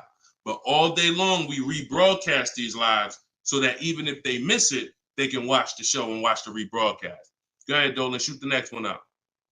What if your car is damaged and you want to trade it? Okay, great question. And what you'll notice is a lot of people are going to ask the same question you have, because many of you are in the same situation. So what if your car is damaged and you want to trade it? It depends on how bad the damage is affecting the value, in my opinion. So let's say you have a vehicle that is barely drivable. You're selling it in its worst condition, and it's making, example, let's say you got a BMW, older BMW, the transmission's slipping, or the transmission's out, it doesn't drive, or it needs an engine. Something where literally the integrity of the car is totally compromised. That car is almost worthless. That car is going to be worth $500, $1,000, depending on the year, the mileage, $1,500. Meanwhile, if you put a used transmission in, this is why I'm an advocate. I preach you should always have a great local mechanic, a great local service shop in town that you use when your car has no warranty left. You must have this if you truly want to win, because these guys are usually 30, 40% of what a dealer is going to charge, because they don't have that overhead. So what I'm doing, if I got an older BMW, no transmission, a Nissan, no transmission, I'm going to get a transmission from a salvage yard to get a used transmission, a used engine, pay $2,500, drop that in, and then sell the car like that. And I can tell you that that's what my father did. Like, my father bought a GMC Envoy 2009, maybe 4 years after he bought it in 2013. So it was 4 years old when we got it for him. Then maybe 3 years after that, the engine went. So he got a used engine. He's been driving that car since like 2017 with the used engine, and he's getting ready to sell it, and he'll probably get $4,000 or $5,000 for it on Facebook Marketplace, because he's a low mileage driver. So you see how literally he could have went from switching a car when it was in its worst condition taking a loss for it versus investing the right money with the right person, getting the right engine, right transmission, drives it for a couple more years, and then can still pull a couple $1,000s out of it. Y'all clear? Y'all see how? Y'all see how? Type dollar signs if you understand that. That's the win right there. Not taking the loss and saying, all right, let me just get out of this car, it doesn't drive, and just taking the L. Big financial loss. Now, if you don't have major damage, then I wouldn't say fix it.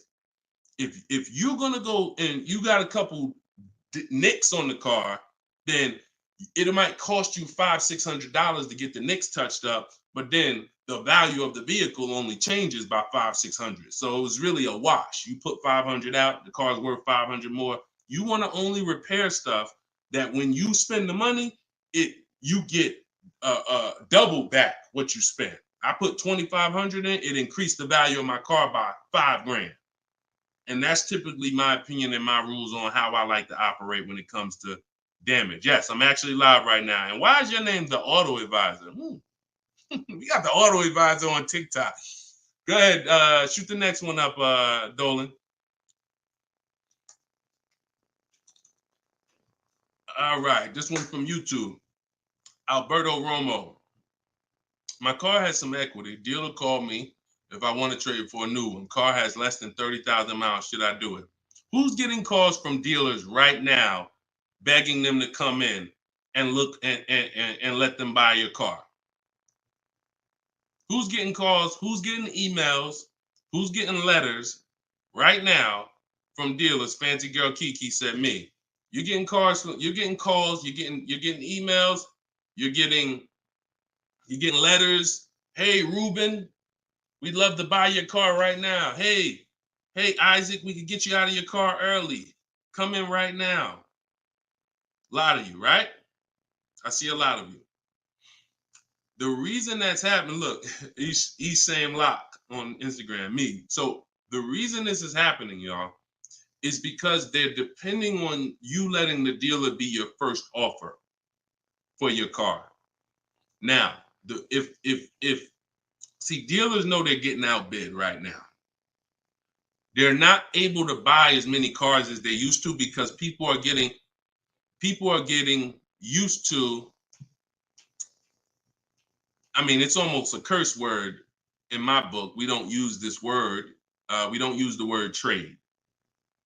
And some of you who have seen me in the past, you know we don't use the word trade. There's only one scenario where we need to trade, and that's if we have too much negative equity. The reason why we don't trade is because trading is not a bidding system. There's 3 transactions that you've been trained to give to a car dealer. One is buying a car from them. That's its own transaction. I bought a car from you. The second is getting the loan from them. That's another transaction. I got a loan from you, because there's other companies out there that only give loans. They don't even care if you buy a car. They don't sell cars. They give loans. That's a clue that there's money in the loan business. Now, the third transaction is people who want to buy your car. When you give your car to the same dealership, you gave them your old car, that's one transaction. You gave them your loan, that's another transaction. And you gave them the purchase of a new car from them. That's 3 transactions. And most times you didn't get bids on any of them. That's how you're losing money. You're probably losing $2,000 here, probably $1,500 on the loan, and then maybe another $1,000, $1,500 on your car that you gave to them. Hidden money. See, I'm not just here to teach you how to car shop from home the right way, strategically using my system. I'm also here to reveal to you the hidden money that you haven't seen in your car deals. So you got to stop doing combining transactions. That's why we don't trade. We get offers in my book, step 2. My book is 7 steps. Everything I teach is 7 steps. Those 7 steps won't change. First step is most important question. That's leasing versus buying. How many years you keep in the car? Second step is equity assessment. I need to get offers for my current car, my current lease, see if I have any equity, see if I can break even, or see if I have negative equity. Third step is deal structure. I need to find out how much this car is supposed to cost if I get a deal on it. I'm budgeting for a deal. See, we don't budget based on how much I could afford. I'm budgeting, I'm looking at a car if I'm going to lease and saying, if I'm leasing, this is what a good deal would be on this car. I'm budgeting if I'm purchasing, this is how much I'm coming up with. Watch this. Many of you go in and you've been, oh, I only want to spend no more than $500 a month. Or hey, I only want to spend no more than $30,000. You end up spending $570, or you end up spending $31,500. Or they say, hey, yeah, we got you to $30,000, but what about the taxes? All right, well, I guess I'll just put that on a credit card. So you end up going over budget because you shop with your max budget in mind. We never shop with our max in mind. We shop with multiple goals below our max so that we always, no matter where we land, we're under our max budget. That's step 3. Step 4, we do something called shopping, not buying. We don't mix the two with my system. Shopping is deciding what you want. Buying is step 5 when we go into the market and we start getting offers on what we want. But when you get to step 5, you're in the market getting offers. Step 6 is paperwork and protection. All that paperwork that you need to know. All right, yo, do I need this product? Warranties, all of that is step 6. And then step 7 is delivery. So everything I'm teaching you falls under one of those 7 steps. And I'm trying to get you to use a system instead of winging it. If you don't wing it, you'll be fine. But step 2, Alberto, is the equity assessment, where you're getting offers to find out what your car is worth. You can give the dealer an opportunity later to beat it, but you need to know. That's why we don't respond to those. Hey, come on in. Let me look at your old car. Let me buy your old car. Hey, come on in. Let me see. You need to call your bank for a payoff, and you need to go to CarMax, Driveway, Carvana, Kelly's Blue Book Instant Cash Offer, AutoNation, Sell My Car, Car Guru, Sell My Car. Take you 20, 25 minutes to do your equity assessment, and you got real cash offers that you'll know if I have equity in my car, and you'll know these people can cut me a check in an hour. And now let me go prepare to shop for my replacement car because these companies already bid on my old car. Type clear if y'all are clear on that. That's the equity assessment. That's my 7-step system. That's why my book is called Cars from Home, 7 Steps to Saving Time, Money, and Avoiding Dealerships. All right. All of you could get a copy. You could get your copy for 75% off. It's normally $97, but as part of our launch, you can get it in my TikTok bio for 30 minutes for 75% off. Once the timer goes back up, once the timer expires, it's back up to $97. So get your copy before the timer runs out. Same thing with Instagram. Go to my Instagram bio. You'll have it 3 minutes and you come back to the show. And if you're on Facebook or YouTube, we got links in the comment section for you. All right. Great question, though. Look, go ahead. Shoot the next one up, Dolan.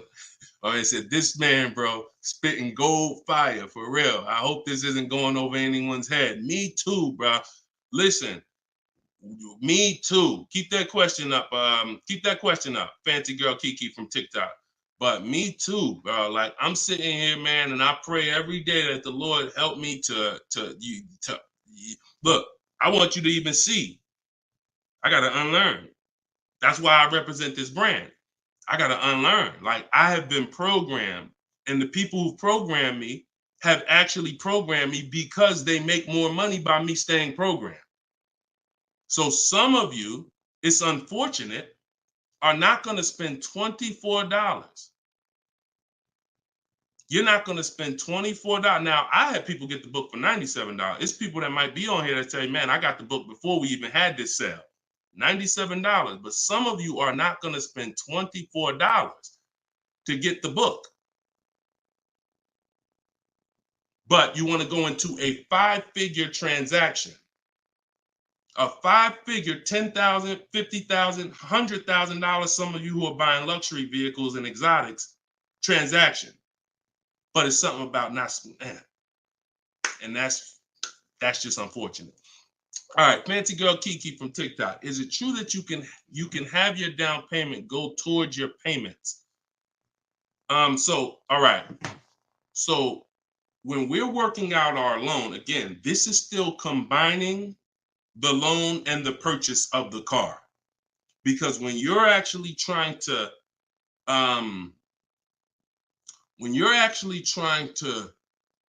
figure out and hope your down payment goes towards the payments and actually goes towards the car versus you basically just giving it to the dealership or maybe losing it to, not going to the car, you're mixing.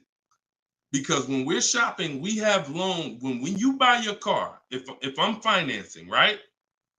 Give you an example. When I bought my Infiniti truck, I'm shopping for the car. Once I get the car, now, and I use my perfect budget calculator. It's in my book. It's a calculator I created. See, that stuff I can't even explain on this show. I can't explain how a calculator that I created works. It's a surprise when you get there, when you're reading and you're like, oh, this is a calculator. I've never seen nothing like this before. I know, because I made it. And I got like 5 of them in there. So, but when you're trying to do what it does, I can tell you how to do this manually to some degree. When you got to know what you can spend. That's why we have that budgeting exercise where in order for me to be at a $450 a month payment, I can't get any more than a $22,000 loan. If I get more than a $22,000 loan, then I'm going to have more than a $450 payment. So now you might say, okay, 6 years though, because if I go 6 years on the loan, then maybe I could get like $25,000 depending on my interest rate. But I need to know how much car I can buy based on where I want my payment to be. So now once I establish that in a budget exercise, you can do that with some calculators online, try to, but you have to account for taxes. The reason why these calculators don't work well, because they're not going to account for the taxes. They're not going to account for, any down payment you want to put in, and they're not going to account for any equity you may be getting. And then they're not going to give you these goals for, all right, a 5-year loan or a 6-year loan is 2 different prices. $450 a month for 5 years is not the same as $450 a month for 6 years. If I get a car at $450 a month for 5 years, I got a better price on it than if I got it for $450 a month for 6 years. So these are the things that you kind of got to have in your budget so that all right, this is how, because it does me no good to know that I could go and spend $35,000 on a pre-approval. What does that do? How does that equate to what I can actually spend? I don't want to spend $35,000. That's a $700 a month payment. So, but once you establish the budget on how much I can spend, now you go find the car.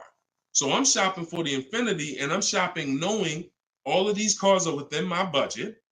Now, when I actually get the car, now what I'm doing is going and I'm finalizing my loan and having multiple dealers, multiple banks and credit unions give me offers for my loan. Everyone can run my credit with a hard pull because I'm within the rate window where it's not going to affect my credit negatively. It's only going to weigh as one hard pull. I know you have heard, oh, don't let all these people run your credit. If you do this right, according to how you're supposed to rate shop, you can Google rate shop. In fact, I'll show you right now. I'm going to share my screen so y'all can actually see. See, it's the information you don't know that's costing you. It's the information that you don't know that is costing you. Look, if I go to Google and I type in rate shopping, Experian. Experian has a whole article. Let me know if y'all can see my screen. Hold on. Oh, wait, hold on. Entire screen. Look. So I go right here. Rate shopping. They have a whole article about how to properly rate shop. And let me see. Look, the FICO score window is 14 to 45-day period, depending on which version is used to calculate the score. So we do it in 2 days. We do it in 2 days. So we don't even use the 14-day window. That's why we don't let anybody run our credit with a hard pull until after we already find our car. So now you come in and you are I'm letting all these people run my credit to get their offers for my loan, their offers for my interest. And then what I'm doing is whoever makes the best deal there, I'm calling the dealer and I'm giving the dealer an opportunity to beat it. Because the dealer has another 7, 8, 10 banks that they might, let me see if I can beat that because I like to earn the business. And that's what I call the bank bidding war blueprint. So I'm putting that when you get my book, you actually get the bank bidding war blueprint because I haven't combined it with my book yet. It's going to take me probably about 30 days to combine it into my book. So I just send the book and I send the bank bidding war blueprint. That strategy right there is called the bank bidding war. So we're not worried about if our down payment's going to go to the car, because our loan is always worked out with the bank, not with the dealership. Okay? Separate these things. When you start separating these things like I want you to, you're going to see I can't get into the same trouble I used to get into. Okay? Go ahead, shoot the next one up, Dolan. Great question. Are you even actively selling cars, or are you just selling books now? No, we're all in the education business. I haven't sold cars since 2020. TikTok, what's the best way to approach a used dealership? From home. All the marketplaces. So you don't want to, if you're shopping for a used car, you cannot afford to miss a place where a used car is. What does that mean? Car Gurus, Auto Trader, Carfax.com, CarMax.com, Carvana, Driveway, eBay Motors. There's 8 marketplaces that we use. Vroom used to be on there, but Vroom's out of business now. So, and we don't use, people will say, why don't you use Auto Tempest because it pulls inventory from all of it. We don't use a third-party site, because what it's doing is pulling, it's not going to pull all the inventory, because no one's going to give this third-party site permission to just pull all their inventory, and now people start going to the third-party site instead of coming to them. So we just go direct to the marketplaces, and then the first thing we're doing, once we know our budget and what we can spend, we're going and we're looking for our car. But we are not going, the first thing you need to do if you want to get, y'all know, like, what I'm famous for is teaching people how to get below market deals from home. Below market deals. When you're getting below market deals, you have to realize there's 2 other categories of most people paying. Some of you have been paying market value. Some of you have been paying above market value. So below market value means there's 2 categories that we want to buy below what they're paying. Okay? So we got to have that in our mind. Below market. Like when you look at Eddie. Look at Eddie. This is 2023. This was last year. Still coming out of low inventory. He got a 2023 Camry hybrid. And the hybrids last year, they were on fire. On fire. Like, so they were still charging $2,000, $3,000 over sticker price for the, he got $2,086 under MSRP getting bids. That was his lowest bid. Okay? He said, I had a 1-week window. So those of you who are like, Deshone, I need a car in a week. When you get bids, it ain't nothing. He said, I actually completed the process in 4 days. So below market deals where people are paying sticker price and they think they won. You know what? Hey, you know what? The best deal is, at least I didn't get a markup, sticker price. Now, let's get back to approaching the used cars. When we open up when we get in used cars. Oh, wait a minute, yo, banana dad, you funny, man. So when we get in used cars, so our goal before we could get a below market used deal, we have to know what the market prices are. So when we open up those marketplaces, the first thing I want you to do is look and sort from lowest to highest prices on all of them. Lowest to highest prices. Well, the first thing we actually do is start an account. You want an account because we want to get alerts of all new inventory. So we start an account on all the marketplaces that we can start an account on. Now we're going to look and sort from lowest to highest, and we're going to look and see what the low side of the market is. Low side of the market, low side of the market. Now I might say, okay, the low side of the market is about 22, 23. If you're doing it right, you're always going to have prices that are $3,000, $4,000, $5,000, $6,000 more. If you don't see that type of spread, you're not doing it right. So now we know this is the low side of the market. Now here's what comes with the low side of the market. Bad Carfaxes, frame damage, salvage titles, sketchy history, Damaged cars, that's good. That's what comes with it. What we're looking to do is see where those cars are priced at, and we're looking to be right above them. And from there, we have a particular system of how we're going to sort based on title history, service records, extremely important. We will not buy a used car without great service records. Then we go to accident history. There's a couple different types of accidents: serious accidents, airbag deployed, vehicle towed. All of this is serious accident. I appreciate you, JCAA. Shout out to the sharers on TikTok.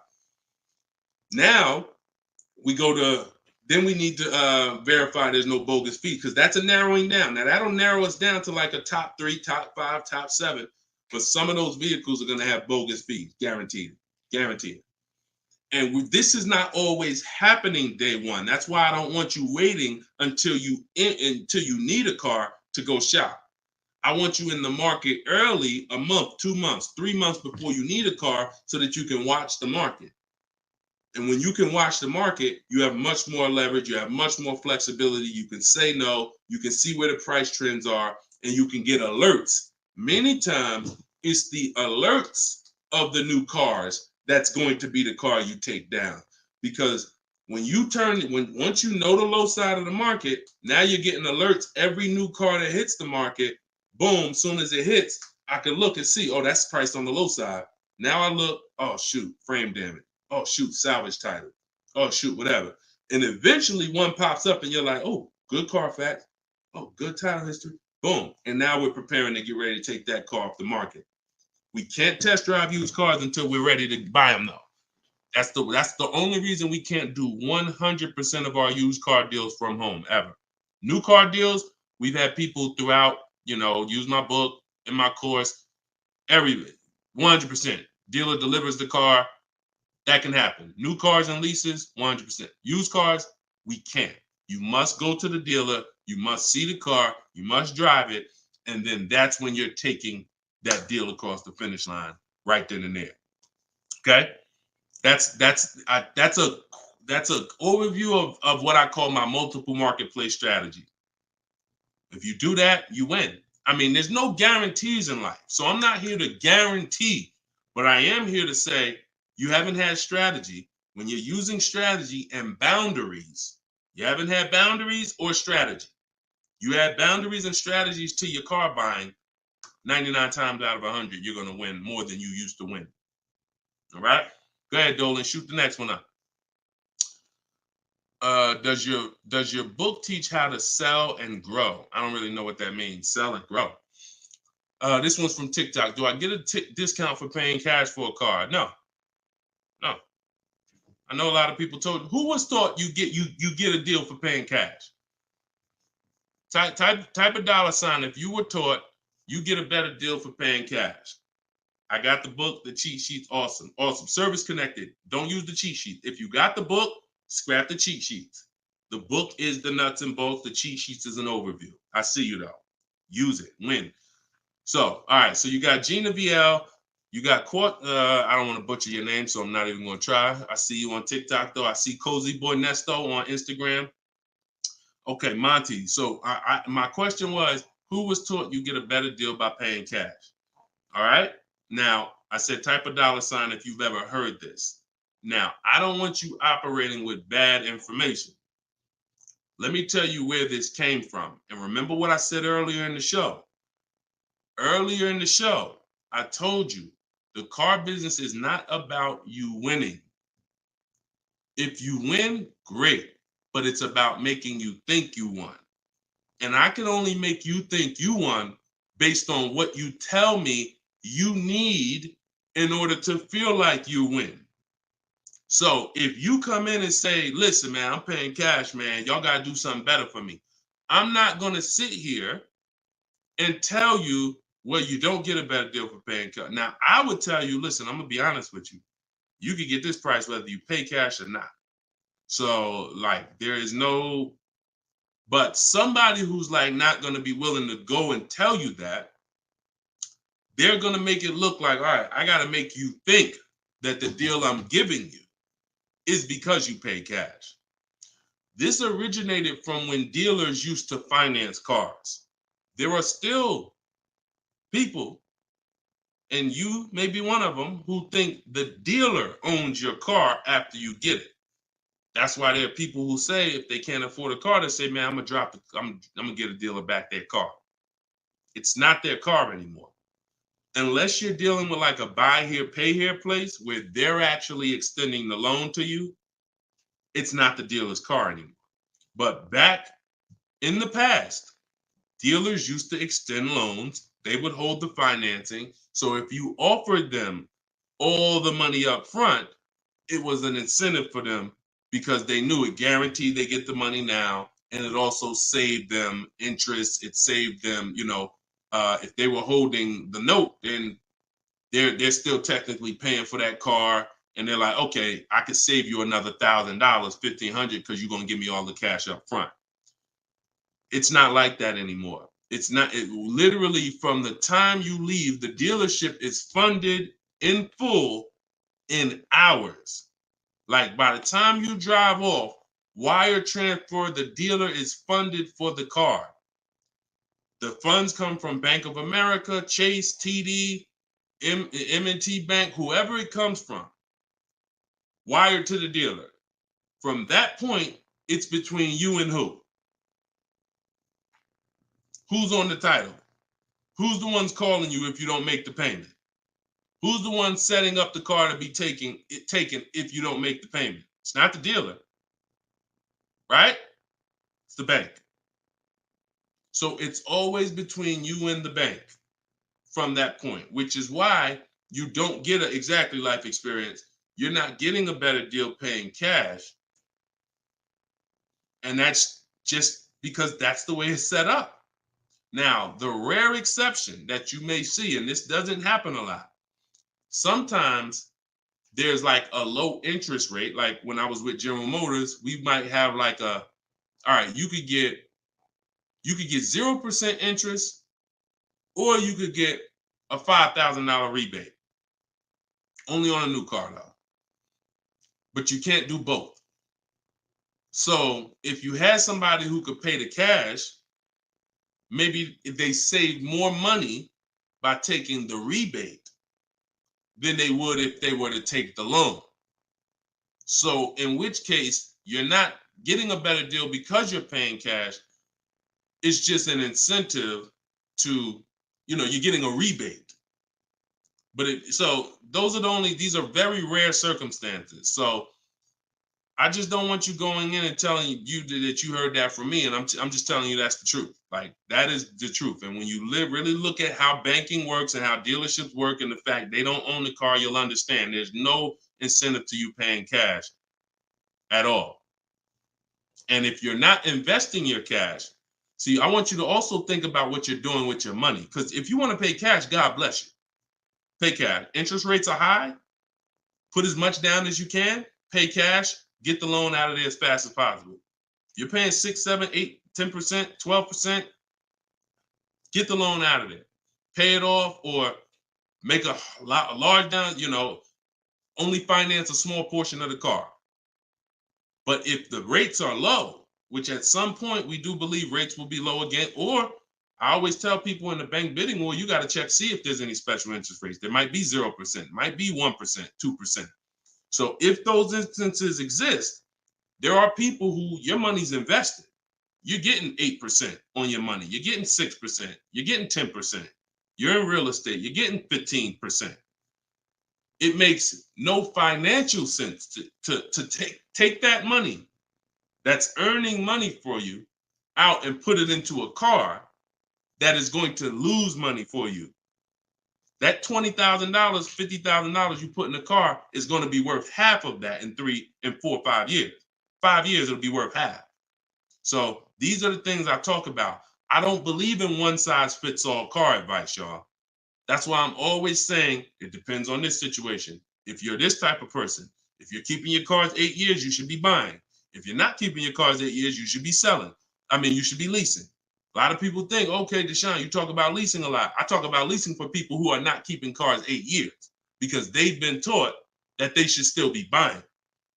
But I'm putting you in the strategy that's custom to your life versus what you've been hearing, which is people telling you, hey, do what I do. Only buy used cars, pay cash for them. Now, that's your situation. So anyway, so all of this is out my book. Cue the next question up, Dolan. We got a couple more minutes and then we'll wrap. All of this is in my new book, Cars from Home. It's called 7 Steps to Saving Time, Money, and Avoiding Dealers. Normally $97. You can get your copy for 75% off for 30 minutes. It'll be $24. And everything I teach is in there. You know, everything that my video my students in my video course have had, my coaching. This is the same 7-step strategy that we use to get these below market deals. And I've been showing them throughout the show. So if you just jumped on, like we've been showing these deals throughout the show. All right. Go ahead, shoot the next one up, Dolan. How can we eliminate dealer ad? Oh, we did that one. Yeah, we did that one from YouTube with the dealer add-on. This one's Dakota from YouTube. I have a Malibu Chevy, still drives good. However, the dealer is banged up as well as a few scratches. The door is banged up as well as a few scratches. I mean, if it's cosmetic, if it's banged up, I won't worry about the few scratches because the few scratches is really what's normal. And you know, people expect you to have normal wear and tear on the car. Some people think, hey, if I have a, you know, even with leasing, you're allowed to have wear and tear, a couple nicks, dings, they allow that. They don't expect you to bring the car back perfect. Same way with this. But if it's a big dent that would be an eyesore and you can get a company like Dent Wizard or something like that to come pop the dent out, then I would do that. That might be $200, but it might make a buyer pay, you know, $1,000 more for the car. Because if I come and I see the doors banged up, I probably want $1,000 off depending on what you asking. But if I come and see you done smoothed it out, now you could ask, and I'm less like, you know. So that stuff that you can put a little money in that gives you a bigger return when you go to sell a car. Okay, in my opinion. Okay, show and tell. I have the book. Is Maps Academy different? Yeah. Maps Academy is my video program. The book is the 7 steps. I have a video library that's 7 steps in video, and then Maps Academy is, you know, my video program, and I coach people. So we do these Zoom calls, so we make sure we answer questions. So I always say, get in where you fit in. You know, get in where you fit in. I don't care how you get the information. Get the information. You want to get it from my free videos on social media. You want to cycle through those. I got hundreds of them. Piece things together. Get in where you fit in. You want to be on the live show. Try to piece it together. You want to get the book. You want to be in the video library. You want to coach with me. Whatever. That's what I'm saying. It's no excuse. It's no excuse for any of you not to be getting below market deals when the information exists. And it's thousands of people that testify about me. I'm not new here. We got over 2 million followers. If I wasn't helping people, it would have been out by now. Somebody would have wrote by now, oh, this guy don't do what he said. I got thousands of people around this country, testimonials, hundreds that we done just grabbed, boom, boom, emailing us, yo, look at my deal, look at my deal. So it's just, you are just now discovering what we do. But understand, we've been doing this. All right. All right. All right. Go ahead. TikTok. What would be the sweet spot year in buying a used large SUV, Suburban or Expedition? Much as you could afford. You see, so when you look at quality, this is why I like to have multiple goals. Because what I like to do is I like to have a goal, right? 5-year loan, no down payment. That's one price. 6-year loan, no down payment. That's another price. 5-year loan with the money, you know, I might say, okay, if I have to, I can put $5,000 down. You know what I'm saying? Some of you, that's realistic. That's how you look at it. Man, if I have to, I got $3,000 I can put down. If I don't have to, I don't want to. That's why when you use my perfect budget calculator, which is in my book, step 3, when we're budgeting, we're deal focused budgeting. Here's what you want to know. If I want to be at $450 a month, how much is $450 on a 5-year loan, no money down? All right, that's one purchase price. Now, second tier, $450 a month, no money down, 6-year loan. I told you, I pay more if I had $450 for 6 years than I $450 for 5 years. So that's the next step up. Then I say, okay, 5-year loan using my down payment money. And then my max budget would be 6-year loan using my down payment money. But understand, I'm still under my max budget. I don't care if I have to go, and then we have another step where some of you have an old car. You have an older car, you're going to be selling it. You got 3,000 equity, you got 5,000 equity. That's also in there. So then it'll be no down payment, no equity. No down payment, no equity, 6 years. Down payment, no equity.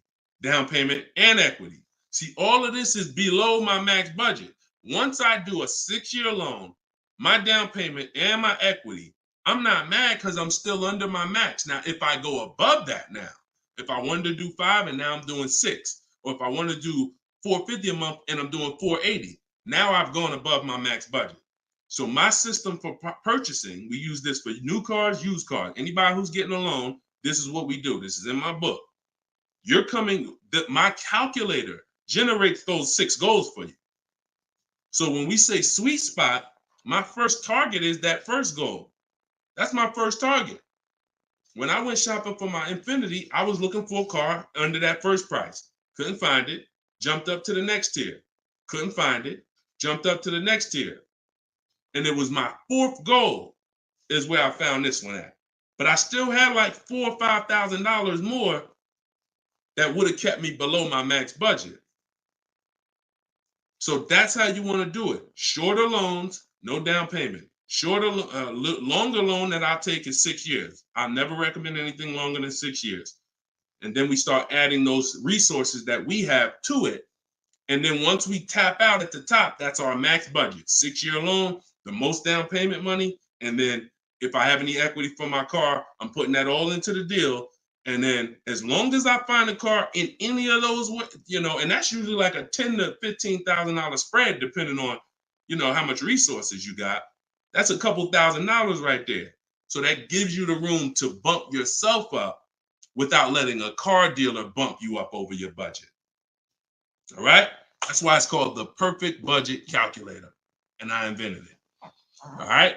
Praise the Lord. Listen, I appreciate y'all. We've been on for about 1 hour and 15 minutes. We do these shows live Monday, Tuesday, Thursday, and Friday. Wasn't going to do one today, but you know what? I said, it's Wednesday. Let's jump on. Let's do a live. Let's get some questions. Let's get as many as we can. But this is what we do, y'all. You could tell your friends 12 o'clock and 3 o'clock, Monday, Tuesday, Thursday, Friday. You can meet me live on any of my platforms, Facebook, TikTok, Instagram, or YouTube. And we'll be doing this live Q&A to make sure you guys get what you need to save money and get below market car deals. That is the goal. So for those of you who like Deshone, I appreciate the show, but I want everything in one spot, man. I don't want to even have to come back to this show anymore. That's all in my new book, Car Shopping. It's called Cars from Home, 7 Steps to Saving Time, Money, and Avoiding Dealerships. You can get it for 75% off in my TikTok bio. It'll be in your inbox, and everyone who gets a car, who gets a book, right when you purchase, I give you a support email. So on that last page, you'll see a support email. If for some reason I don't give the support email out to the public because people just be emailing me with questions and all that, I don't do DMs. I don't do none of that because we got too many people to be doing DMs and all of that. Once you purchase this book, you get a support email. If for any reason your book doesn't arrive in 5-10 minutes, check your spam, check your junk folder.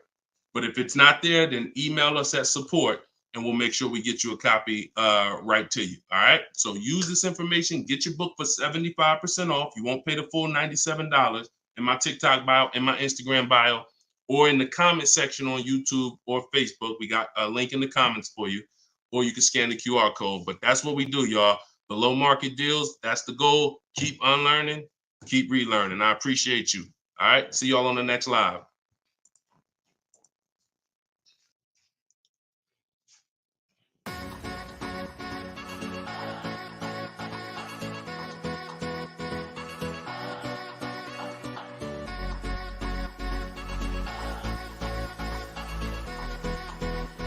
The worst possible thing you could say when you walk into a car dealership. I spent 5 years with Mercedes-Benz, 5 with General Motors, and the worst thing a person could say when they walk in is if you could just get me to this payment, we got a deal.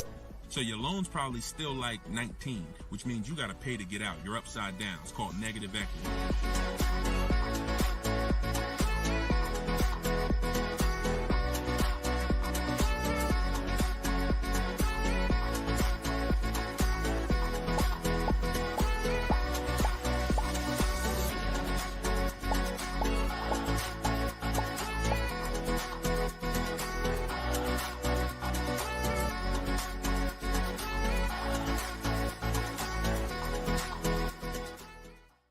NY Gail, welcome everybody to episode 6 of Car Shopping Questions and Answers. I am your host, Deshone, publicly known as Deshone the Auto Advisor. We do these shows Monday, Tuesday, Monday, Tuesday, Thursday, and Friday live at 12 p.m. Eastern Time and 3 p.m. Eastern Time. So I know some of you may see our live rebroadcast. That's for you to tell your friends about. That's when you can't make the show, you catch the rebroadcast. But those are the times that we're live. If you don't know me, I'm the author of the digital book Cars from Home, 7 Steps to Saving Time, Money, and Avoiding Dealers, currently rated 4.94 on Goodreads.com. So thank you to everyone who has reviewed the book, the digital book. All of you can get the copy for 75% off during the show for the next 30 minutes. You'll see when you click the link in my TikTok bio, there is a link, there's a button for you to get 75% off. So you won't pay the normal $97 price. Same thing with Instagram.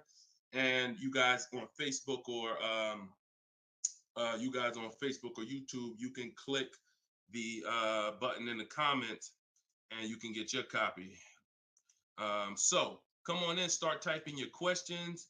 We do this, we do rapid fire Q&A. I see a lot of people coming on the TikTok, and we got Dolan pulling questions. So no matter where you're watching us from, type your questions and we're going to pull them into the live show and we'll get them answered right now. All right. So I'm excited about this show. I see we're continuing to see people getting below market deals. If you don't know that the goal is for you to get below market deals, and the goal is for you to not spend more than 30 minutes in a car dealership. I spent 14 years in car dealerships. So you're not learning from somebody who's just like you. I'm just like you in that, I buy cars, I lease cars. That's the way we're similar, but I'm an insider. I'm an auto industry insider. My business for 14 years plus was in car dealerships. So start typing your questions. Let me tag everybody on Facebook and let's get down to business. Okay, whenever we get the first one, Dolan will put it up. Let me just tag my people here on Facebook. All right, there we go. Okay, what's up, Skinner? Good to see you. What's up, Angel? What's up, Jill, man? Good to see you. Yep, what's up, Jason? Great to see you. All right. Brother said he's been doing it. Oh, what's up, Auto Advisor? Good to see you. Absolutely. All right, y'all got to type fast. I know you probably, and try not to make your questions long. Try to get all your question in one shot, but try not to make it too long where it can't fit in. All right, this one's from TikTok. Isaac from TikTok said, best current APR rate for tier A1 credit. So the best APR is always going to come through getting bids. Now I know this is new. This is new to most of you.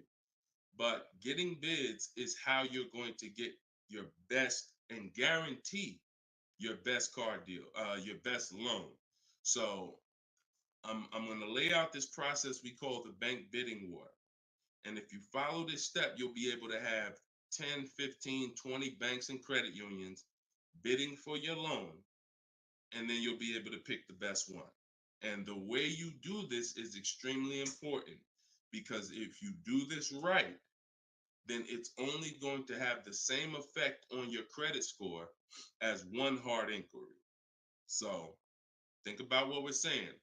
We're going to allow multiple people to access our credit with hard inquiries, but at the end of this period, after we get our car, the weight on our score, the effect on our credit score is going to be one hard inquiry. So the first thing, there's 3 rounds in the bank bidding war. The first round is to always check and see if there's any special interest rates or special promotional rates that are being advertised for the car you're looking for.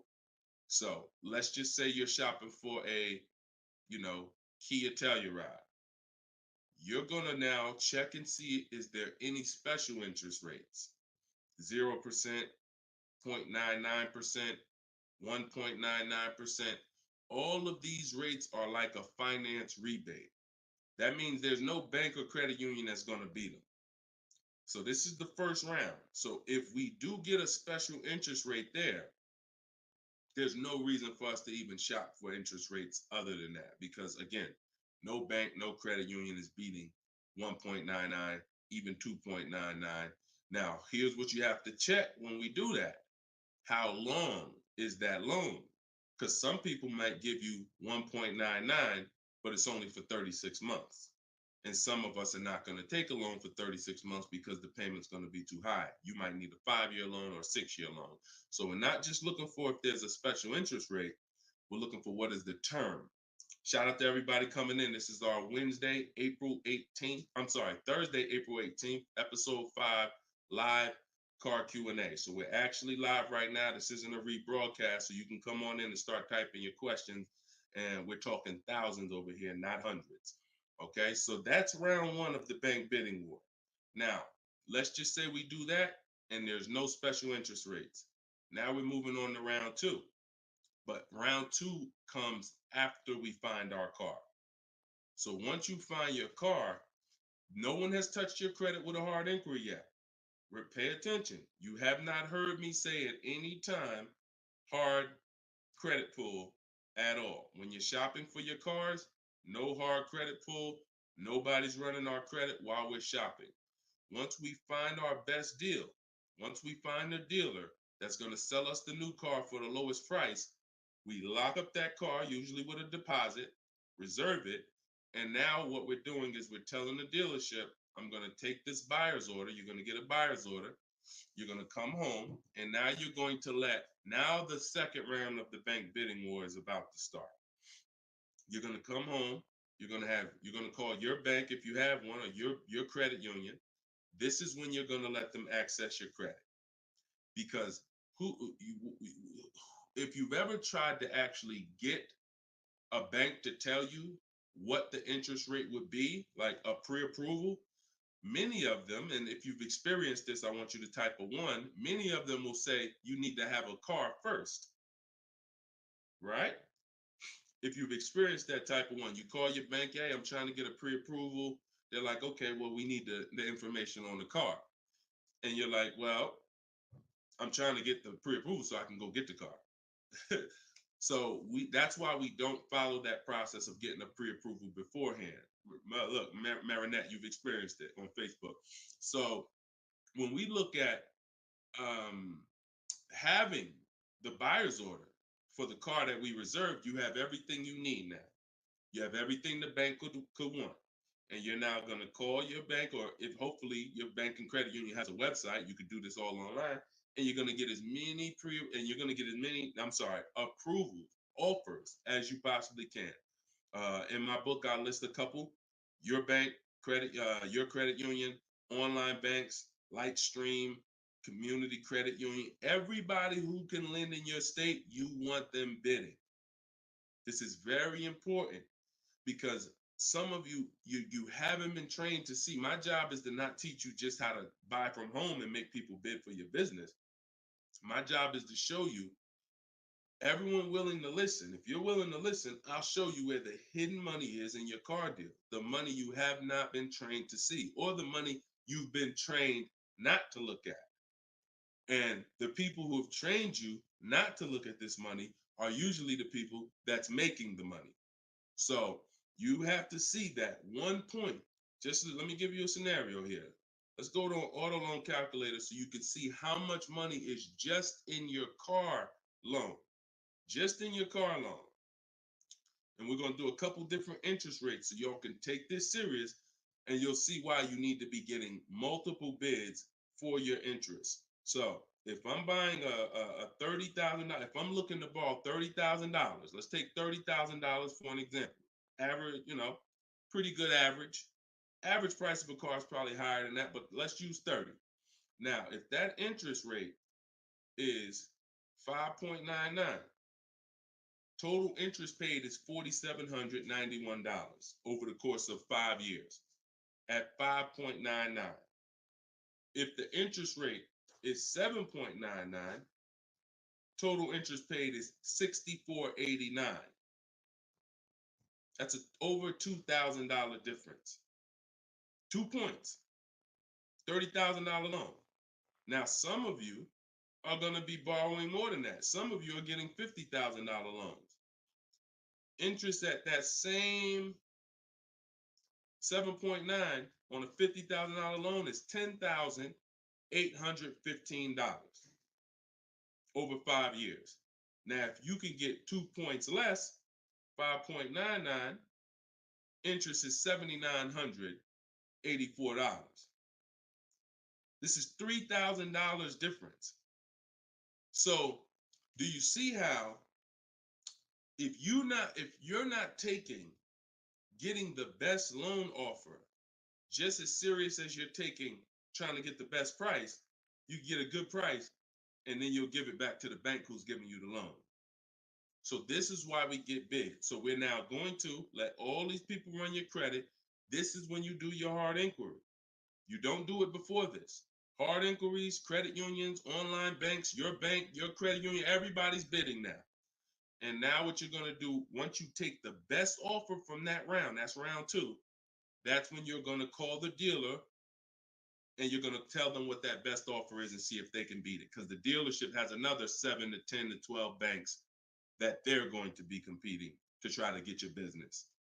So this is the bank bidding war. So when I created this product, and if you do this right, as I said, what I know you were taught, who was taught, be honest, we're live right now. This is our Thursday, 12 p.m. live.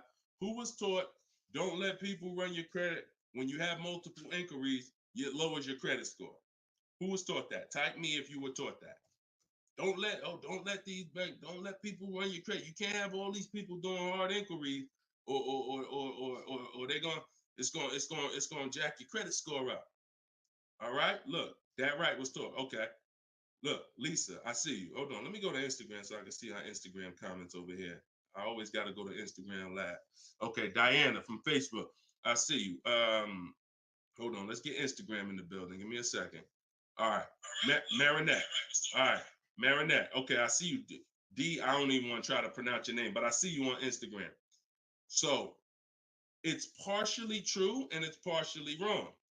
You have to do it the way I just laid out for you. That's called the bank bidding war. And if you want to prove this for yourself, you can simply type in rate shopping online and you'll see this is how the credit union, this is how the credit bureaus allow you to rate shop. So they'll give you 14 to 45 days to do it. If you do it like I just told you, it'll only take 2 days. 2 days. One day you're doing all your stuff at home. We're getting all our lenders at home to bid. The next day, we're getting the dealers to get their lenders to bid. And then we're making a decision on who got the best offer.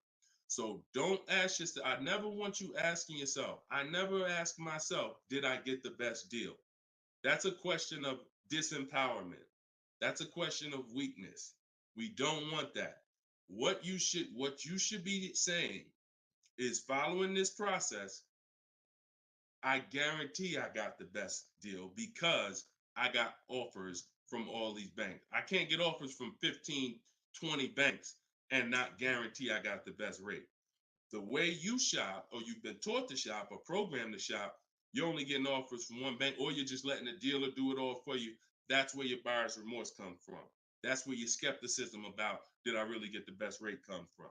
So we won't know what the best rate is until we get all the bids. And that's how we do it. So everything that I'm teaching y'all is part of what's in my book, rated 4.9 on Goodreads. It's called Cars from Home, 7 Steps to Saving Time, Money, and Avoiding Dealers. You could keep typing your questions because Dolan's going to pull the next question and you can put it up on the screen now, Dolan. Put the next question up. But all of you could get your copy for 75% off as long as you get to my website before the 30 minutes expires. This is a welcome offer.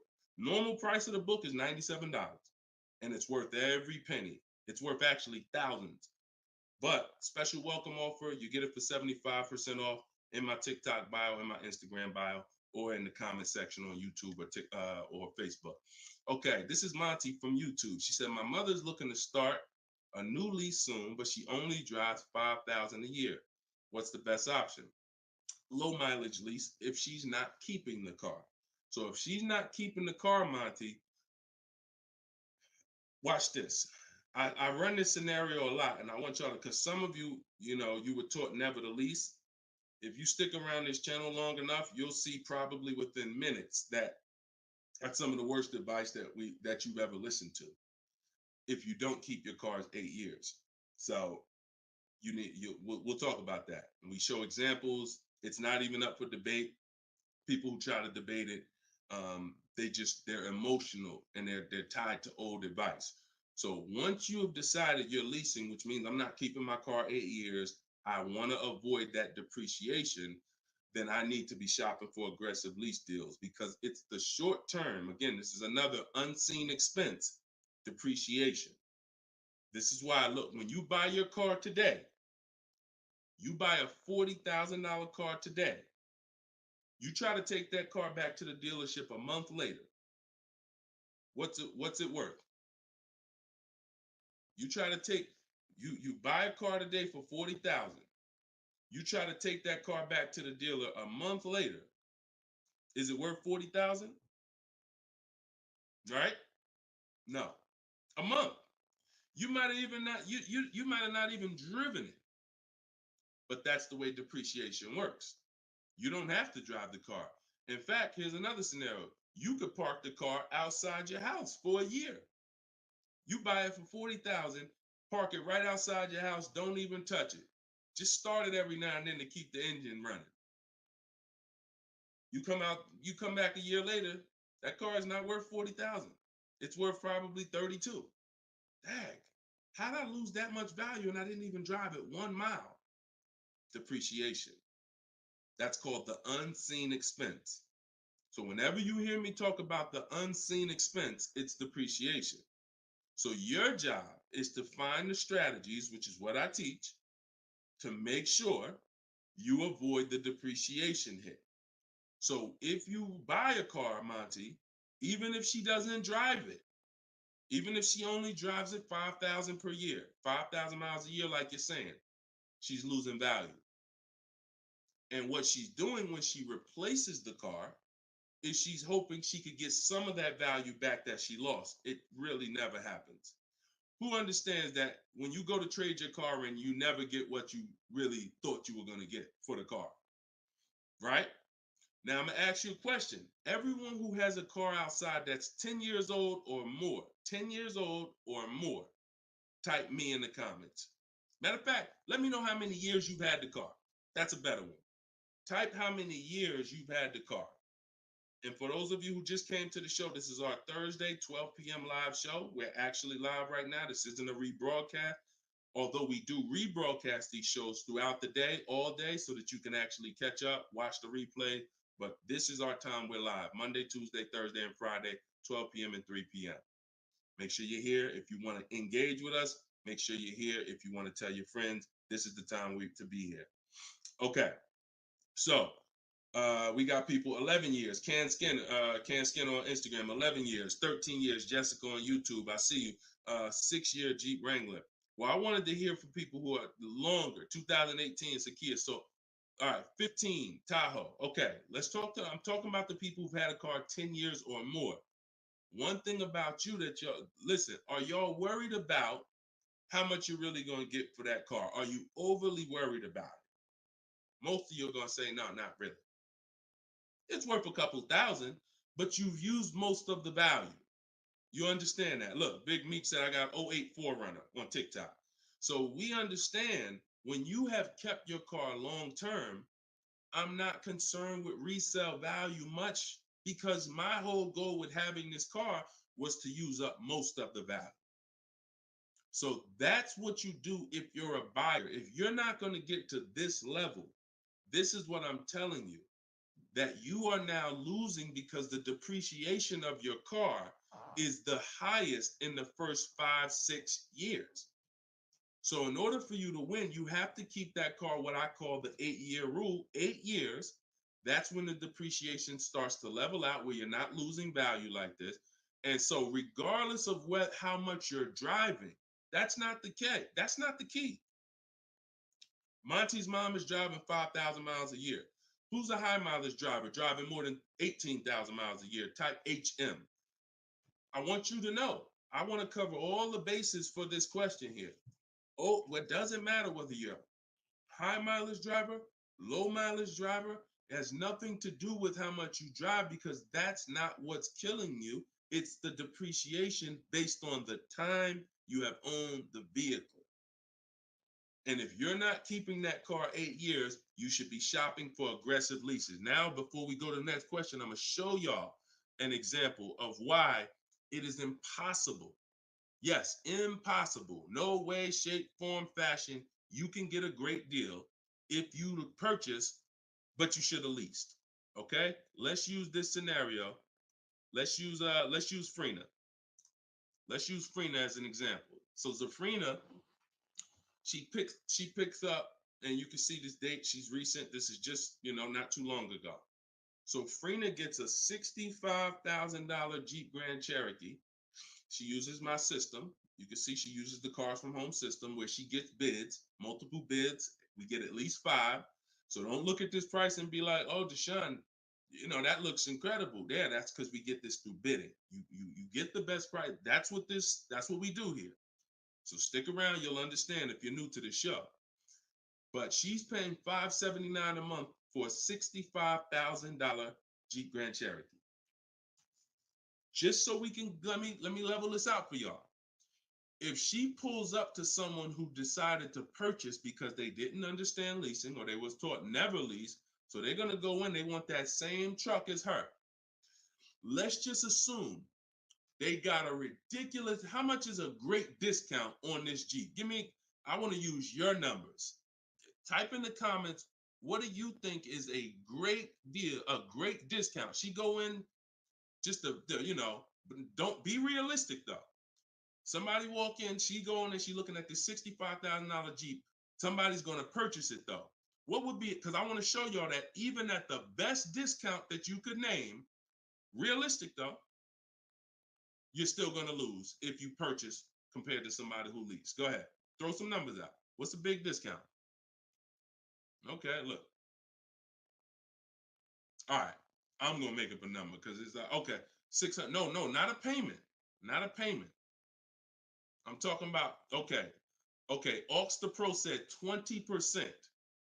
Now, we already know saving 20% off a new car is pretty much never going to happen, right? We can agree. That's usually never going to happen, 20% off the price. Let's see how much 20% is. So 10% would be $6,500. 20% would be $13,000. So let's say they knock $13,000, an impossible discount. Somehow we do something never been done before. They end up getting this car for $53,000. $53,000. Every $5,000 on a loan is how much per month, y'all? Some of you know, some of you seen my videos, some of you been on the show before. Every $5,000 on a loan is about how much per month? $100. Exactly. So let's do this math now. Continuing to drive this point home that there is no way for you to get a great deal when you purchase, but you should have leased. So the same person who just got this unbelievable, never gonna happen discount of 20% off a brand new car, $53,000, what's their car payment? $53,000, car payment's about $1,050 a month. $1,050 a month for 5 years. Let's just say they take another year on the loan. They say instead of a 5-year loan, let's take a 6-year loan.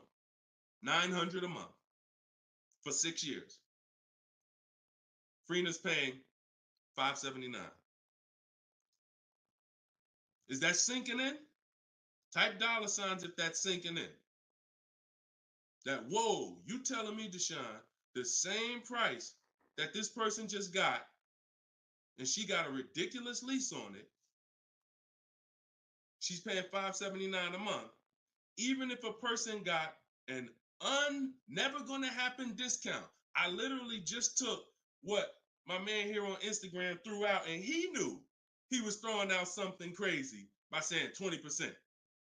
Even with the 20%, payments $500 a month more than Freener got leasing it. Now let's do one more scenario here. One more. See, all of this is what I'm teaching. This is in my book. This is why the book is 4.9. Goodreads.com. Thank you to everybody who's reviewed the book, Cars from Home, 7 Steps to Saving Time, Money, and Avoiding Dealerships. One more scenario. Let's throw a used car in here. So we already looked at Freener's deal, brand new, great lease.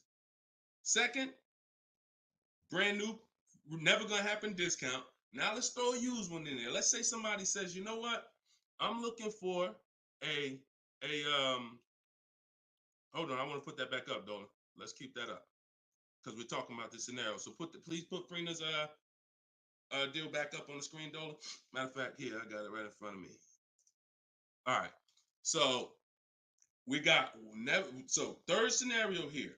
Somebody now is saying, all right, I'm gonna find that truck used though.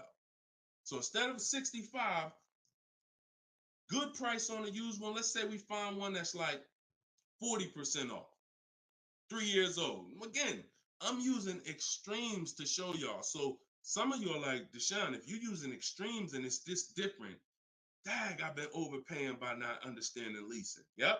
I wish I had Dave Ramsey here. I wish we could get Dave Ramsey on the show.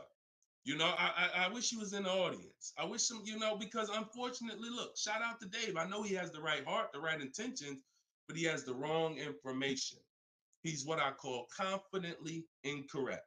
That means dangerous. You're dangerous. When you're confident and incorrect, you're dangerous to yourself and others. So now, used car, somebody gets this car, they knock 40% off the price, and they get one for like $40,000, $65,000 truck. I got one 3 years old, I paid $40 for it. Every $5,000 we just said is about $100 a month. 40, payments $800. You take a 6-year loan, payments $725. On a used one, we're no longer even talking apples to apples with the vehicle. On a used one, $579 Freener's paying, $725 for a 6-year loan on a used one, 3 years old, 1 year on the warranty left. Then you're on your own. $1,000 a month to buy a brand new one. See, son, you getting mad yet? Are you getting mad yet at the people who taught you not to lease? Now, who should be? Because some of you, if you just tuned in, you might be thinking, oh, Deshone, so should I only lease? No. If you are not keeping your cars 8 years, then you should only lease. Because when you buy, if you keep the car long enough, you can win. Because you're going to pay double what Freener's paying if you buy a brand new one. You're going to pay more on a used one, but eventually you pay off the car, you keep it 8, 10, 12 years. The longer you keep it, you can catch up.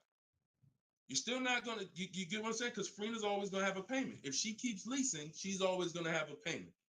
But if you keep buying your cars, trading them in 5 years, trading them in 6 years, trading them in 4 years, you are no way, shape, or form even close to this. You're thousands and thousands of dollars away. There's thousands of dollars more every year coming out of your bank account than someone who understands leasing. Yeah. Tell your parents, tell your cousins, tell your brothers, tell your spouse. This is what I've been ranting about for years, trying to get you to understand. That's why I say there's no way to get a great deal if you don't understand. If your deal's on the wrong foundation, no way to get a great deal. It's impossible, no matter how much you save on the car. Okay?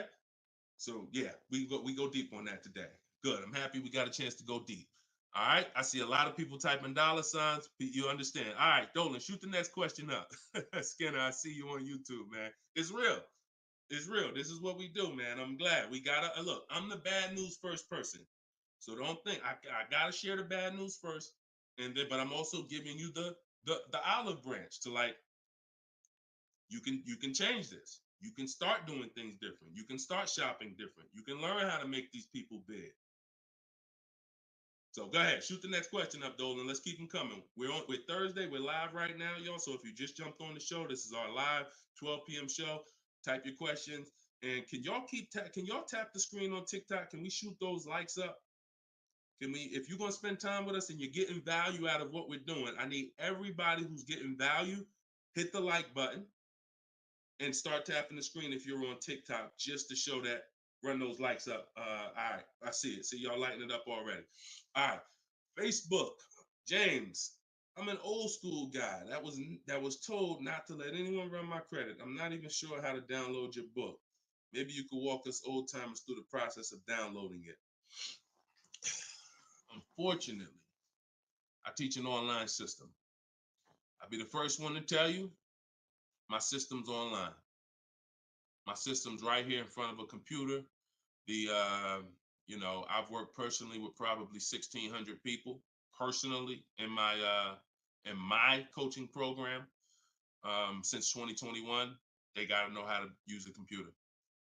I've had older people who get their children, who get their grandchildren come because and sorry y'all, my eyes are watering. I got a little something trying to jump on me, but we good. But I would be lying to you if I told you this isn't based on because we use copy and paste systems. You're sending emails, so that's one thing I can say. I wish I could, tell you otherwise. But if you want to use what I teach, I mean, now I've had people who get their grandchildren or get their children because my system to get great deals only takes 90 minutes. It only takes 90 minutes. That's why when you go to the page and you see my book, a lot of you are going to see the first thing I say on my website is this will teach you how to get below market deals in as quick as 48 hours. And the time you're putting in to get those deals is probably going to be about 90 minutes once you learn, as I walk you through my 7-step process. But you got to know how to use a computer. So I'm just being real with you. Like, I wouldn't tell you to get the book if you're not comfortable sending emails, copying and pasting, because it is an online system. So I would tell you, call one of your family members who's computer savvy. Tell them, hey, get this book, work this for me, help granddad out, help dad out. And not only are you helping yourself, but they'll now have a skill so that they can learn, so that they're now making dealers bid and they're at home. That's just me being as honest as possible with you. All right. Great question, though. Great concern. Skinner, what's up, my man? Skinner from YouTube. Deshone, what are the bank necessarily looking for different from what the dealership is? Banks want to lend. So think about where you're at right now. Skinner from YouTube just asked, so what is the banks necessarily looking for different than the dealerships? Banks, there's more banks around us that would want to lend us money to buy a car than we know about. So wherever your zip code is, the reason why I want you using the bank bidding war, which I laid out at the beginning of the show, if you just jumped on, you want to go to YouTube, you want to watch the beginning of episode 6, and I break down the bank bidding war. If you don't have my book, if you have my book, then you know the bank bidding war. Now, it's about letting the people who want to bid, because the dealers, here's the difference. It's your positioning. When a dealer knows you don't have any leverage, you haven't shopped bank offers, you're basically waiting for them to tell you what their bank said. Here's usually the conversation. What is the most interest? What is the highest rate you think they'll take? What is the highest rate that we can actually get them? And it might be 6.2, but at 6.2, we make some nice money on the loan. But that's not the best I could do. But I'm not going to give them the best I could do, because what sense does that make? I'm going to give you the most you're willing to pay. So if I go out and say, look, we got you 6.2, your payment's this. If you don't fight them, then that's what's going to happen. But when you have offers, now what you're doing is calling them and saying, look, I got 5.79 from my credit union, or 5.79 from this online bank. If you could beat it, then I'll give you the business. Not only does this make for a good relationship because you're giving them the opportunity versus saying, oh, I'm not letting you get the opportunity. This person has 7, 10 banks. You give them an opportunity, and this is how you guarantee the best rate. So it's not about they're looking for anything different. It's about positioning yourself so that the dealer is now trying to beat the rate you got versus what I just laid out 60 seconds ago when you don't have a rate in the conversation they're having. Leverage. Leverage. All right, that's the difference. One gives you major leverage to guarantee you're getting the best offer. One, you have no leverage, and so there's no guarantee. And you'll always drive wondering, man, could I have gotten a lower interest rate? That'll always be in the back of your mind. So we want to eliminate that. All right, great question, Skinner. Go ahead, Dolan. Next one. I don't see too many questions coming in on Instagram. Instagram, where y'all at with your questions today? We getting questions from TikTok. I see a lot of them. Let's go. Oh, there's one. Okay, Body by Michelle. When buying a luxury car with cash, when should I let the salesperson know? Okay. The process of what we teach doesn't change doesn't matter what you're buying. We've had people get Maseratis, get high performance BMWs. I know this works because bidding just works. So what you have to, first thing you have to do, Michelle, is realize I need to get at least 5 offers, because we're so concerned with how we're going to pay for the car that we're not thinking about which dealer is going to sell us the car for the lowest amount.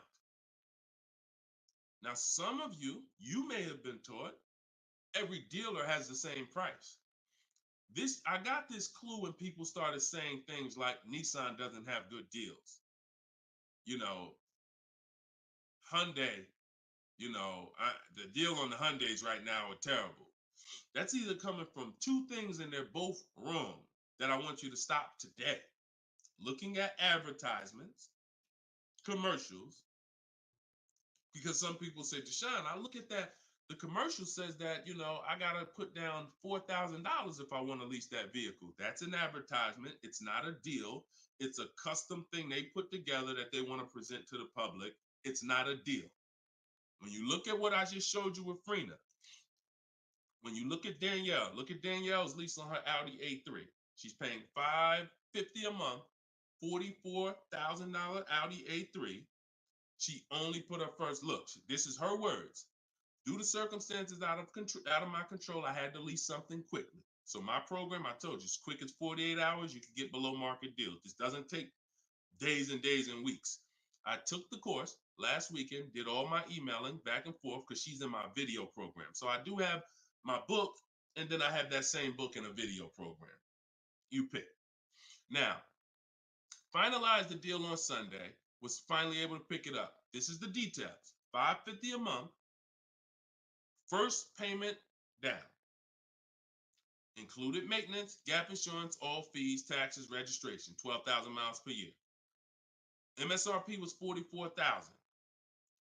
If we saw a commercial, or if we went on Audi's website right now, that is not what they're advertising for that car's lease. They're probably advertising $479 a month with $3,700 due at signing, plus tax and fees, which would end up, if you wanted to get to this payment, you probably need $5-6 grand up front. That, I'm telling you, stop looking at commercials. Those are not deals. We don't look at commercials to dictate what the deal's going to be. Nothing that I'm ever going to show y'all that people are getting learning from me is ever going to match a commercial. Second thing that people might be looking at when it comes to what they deem they can get for a car is going into one dealer. That's it. Going to one dealer. What's the price? Oh, wow, that seems high. That's higher than I thought it was going to be. And leaving saying, oh, man, Nissan don't got no good deals this month. No, that Nissan dealer doesn't have good deals. And again, you have no leverage. So the first thing I want you to think about, Michelle, is changing the way you shop so that you can forget about how you're going to pay for the vehicle. First paramount thing is to make sure that I'm getting 5 offers, because we've done the statistics. I got people all around the country shopping that report to me. 80% of dealers are overpriced. I'm telling you numbers that I don't want you to ever forget. 80%. That means out of 100 dealers, 80 are overpriced. 20 are the great prices. So you're not going to walk into a dealer and get a great price, because you have more of a shot of walking into an 80% dealer than you do a 20%. So you stay at home. You could do it my way, which is in my book, totally online. You use my scripts, use my templates, they're copy and paste. Or if you want to do it your way, you can call around and get several quotes. But you need to get at least 5, because you're going to be amazed how different the quotes are. One dealer's charging $550, another dealer's charging this, another dealer's charging this. Hey, that's a $5,000 difference. That's the way it should be. That's the way it should be. Okay? So that's what you focus on, Michelle. Forget, if you're going to pay cash, keep that in the background. People walk into a dealership all the time. You see it on internet. They make videos about it. Oh, I'm walking in, man, about to get this Lamborghini. Yeah, I want that black one right there. Boom. All right, write him up. Let's get him out of here as fast as possible before he realizes what he needs to ask. Okay, and he don't want to look like he's negotiating. You're going to overpay all the time. People celebrate the cars, but they overpaying for them. So don't focus on how I'm getting the car. Focus on, let me get these offers so I can make sure I get the best price. Once I get the best price, here's the cash. Okay? Great question. Shoot the next one up, Dolan. We're live, y'all. This is our Thursday, 12 p.m. show. We'll be live for about an hour. So we're going to try to get through as many questions as possible, but I don't like to give short answers. And for those of you who like to shine, I want all the answers in one spot. That's in my new book. It's a digital book. It's called Cars from Home, 7 Steps to Saving Time, Money, and Avoiding Dealers. And you can get yours, have everything I teach in one spot. If you get the 75% off price, it's $24. It'll be in your inbox in 5 minutes. You can get it in my TikTok bio. You can get it in my Instagram bio, or on Facebook, YouTube. We got a link in the comment section for you that you can get your copy at 75% off. But it's only for 30 minutes. Once the timer expires, it does go back up to the $97 price.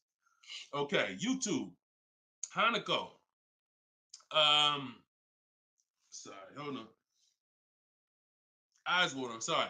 All right, YouTube, Hanako. What if you guess incorrectly on what your yearly mileage will be for a lease? Can you renegotiate your lease if you will go over the mileage?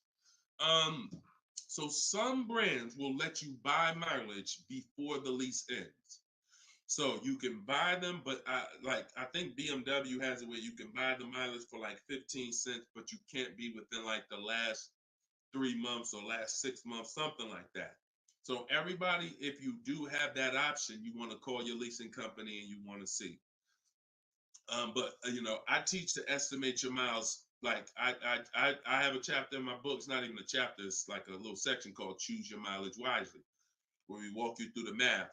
Now, sometimes lifestyle changes. You were working 10 miles from home. Now you're working 30 miles from home. That's understandable. What I like to do is we always do an equity assessment. Who has a lease, but you didn't know you could sell leases? Type of question mark. If you did not know that you could sell a lease, I want you to type a question mark in the comments, because you need to get familiar, and every one of you who are going to be replacing your cars, whether you own it, lease it, anything, you need to get familiar with what we call an equity assessment. Yep, I see a lot of you. So a ton of you have leased cars and you didn't know that you can sell leases. So imagine how much that's cost you so far. Again, I'm the bad news first person. If you dropped off a car without seeing if there was any equity, then you certainly, I mean, there's no guarantee, especially, but if you dropped off a car 2020, 2021, 2022, oh, you most certainly, there's a good chance you had equity because everyone did. And it was to the tune of, 5,000, 7,000, 10,000. If you had a truck, some of these trucks, $10,000, $12,000 checks people were getting. Now those big checks are over because that was a limited inventory thing where resale values were so high. Almost everyone had equity. But you need to make sure you're not leaving 1,000, 2,000, 3,000 on the table in this market. In a normal market, we always do an equity assessment. So if you're going over your miles, you want to do an equity assessment to see if you can sell it. Because if you sell it, you're out of it, and you can just go lease a new vehicle. But so the equity assessment is you call your bank, you get your payoff. You go, once you have your payoff, you want to ask them. It's only for leases. The second question is only for leases. Do I have a third party restriction? If they say yes, you just need to make a note of that. If you don't have a third party restriction, and there's several brands that don't, Chase, Toyota, Mazda, there's still a couple leases out there that don't have third party restrictions, then you're going to go and you can sell to any of the online bidders, highest bidders. You get all these offers. And look, let me be clear on when you should be doing this. Before you ever think about shopping for a car, you gotta take care of your equity. You shouldn't be shopping for a car and then saying, all right, now let me check and see what equity I got. Because now if you don't, you need to know that up front, because if you have $3,000, $4,000 of equity, that matters going into your budget. Maybe you want to apply it to your next deal. Maybe you want to put it in your bank account, but you need to know about it early. That's why it's the second step in my system. I got 7 steps. Equity assessment is the second step. As soon as you think about getting a new car, your first question should be buy or lease. Should I buy or lease? That means, am I keeping the car 8 years or not? And then the second thing is equity assessment, because that's going to tell you your positioning with your current car. So once you get your payoff, you go to the Carvana, CarMax, Driveway, and you look, you do what you want. I would not suggest you be lazy in this. This takes 20, 25 minutes, and this is your money. So you go to those websites, CarMax, Carvana, Driveway, Kelly's Blue Book Instant Cash Offer, hold on, AutoNation Sell My Car, and Car Google Sell My Car. 6 offers. 6 cash offers, and that's going to tell you your equity position. That's once you know that, because some of you are going to do that and find out you got negative equity.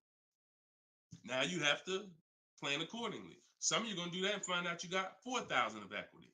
Now you got to plan accordingly. Some of you in leases are going to do that and find out you have no equity, in which case, okay, I just need to wait until my lease is up. I can't get out early. But so the equity assessment tells you how you can move to the next step. Okay? So that's what you focus on. That's what you focus on at this particular step. Okay? Go ahead, shoot the next question up, Dolan. All right, we're getting a lot more. I'm gonna try to go faster, but go ahead, shoot the next one up, Dolan.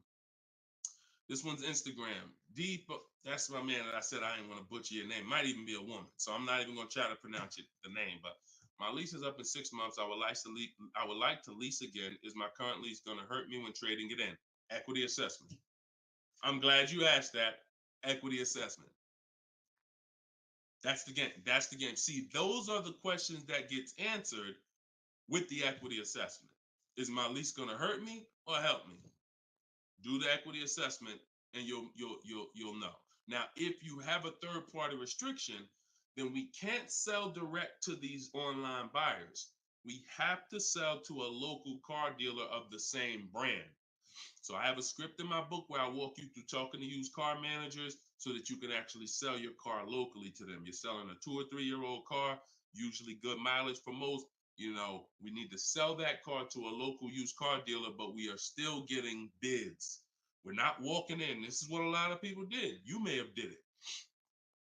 Man, I got a third party restriction. I'm gonna just walk into the dealer. hey, yeah, look, I know I got equity. You don't realize how you're making it hard for someone to even help you because you don't know how much equity you got, and now you're coming in and you're not really saying what you know. When you're at home and you're talking to managers, you're talking to people and getting offers for that car, you can speak intelligently. And we only talk to used car managers in those cases. But that's only if you have a third party restriction, because some people, another thing they were doing is buying their cars and then turning around and reselling them. Reason I never do that is because, and nobody who's listened to me, even throughout the pandemic, I don't think we had one person do that, is because when you buy, you pay taxes, you pay fees. So yeah, if I had 5,000 in equity and then I buy the car and resell it and then I pay 4,000 in taxes and fees, by the time the title gets to me and all of that, I might break even. When we sell direct to a used car manager, a local dealership, we don't pay those fees. So although they might not pay, they're not going to pay as much as CarMax, Driveway, and any of these online bidders, we still get offers from them because we don't have to. They're not going to pay those fees. We're not. Those fees aren't going to come out of our profit. Okay. Equity assessment. Again, D. I'm gonna just call you D. Go ahead. Next question, Dolan. Exactly. Exactly. Auto advisor. Equity assessment. How'd you come up with the auto advisor? That's so funny. I'm just not used to seeing, I'm not used to seeing anything that says the auto advisor unless it's there's a lot of Deshone the Auto Advisor accounts going around inboxing people to buy crypto. I don't do anything but car education. So if it ain't about Cars from Home, my book, if it ain't about Cars from Home, my video library, it ain't about my coaching program, then it is not me. Stephanie from TikTok. So you can ask any lender, even if they don't work with them directly at the dealership? Absolutely. These people lend money. They don't care about selling you a car. People that lend money want to give you a loan. Good question. Absolutely. Go ahead. Shoot the next one up, Dolan. All right.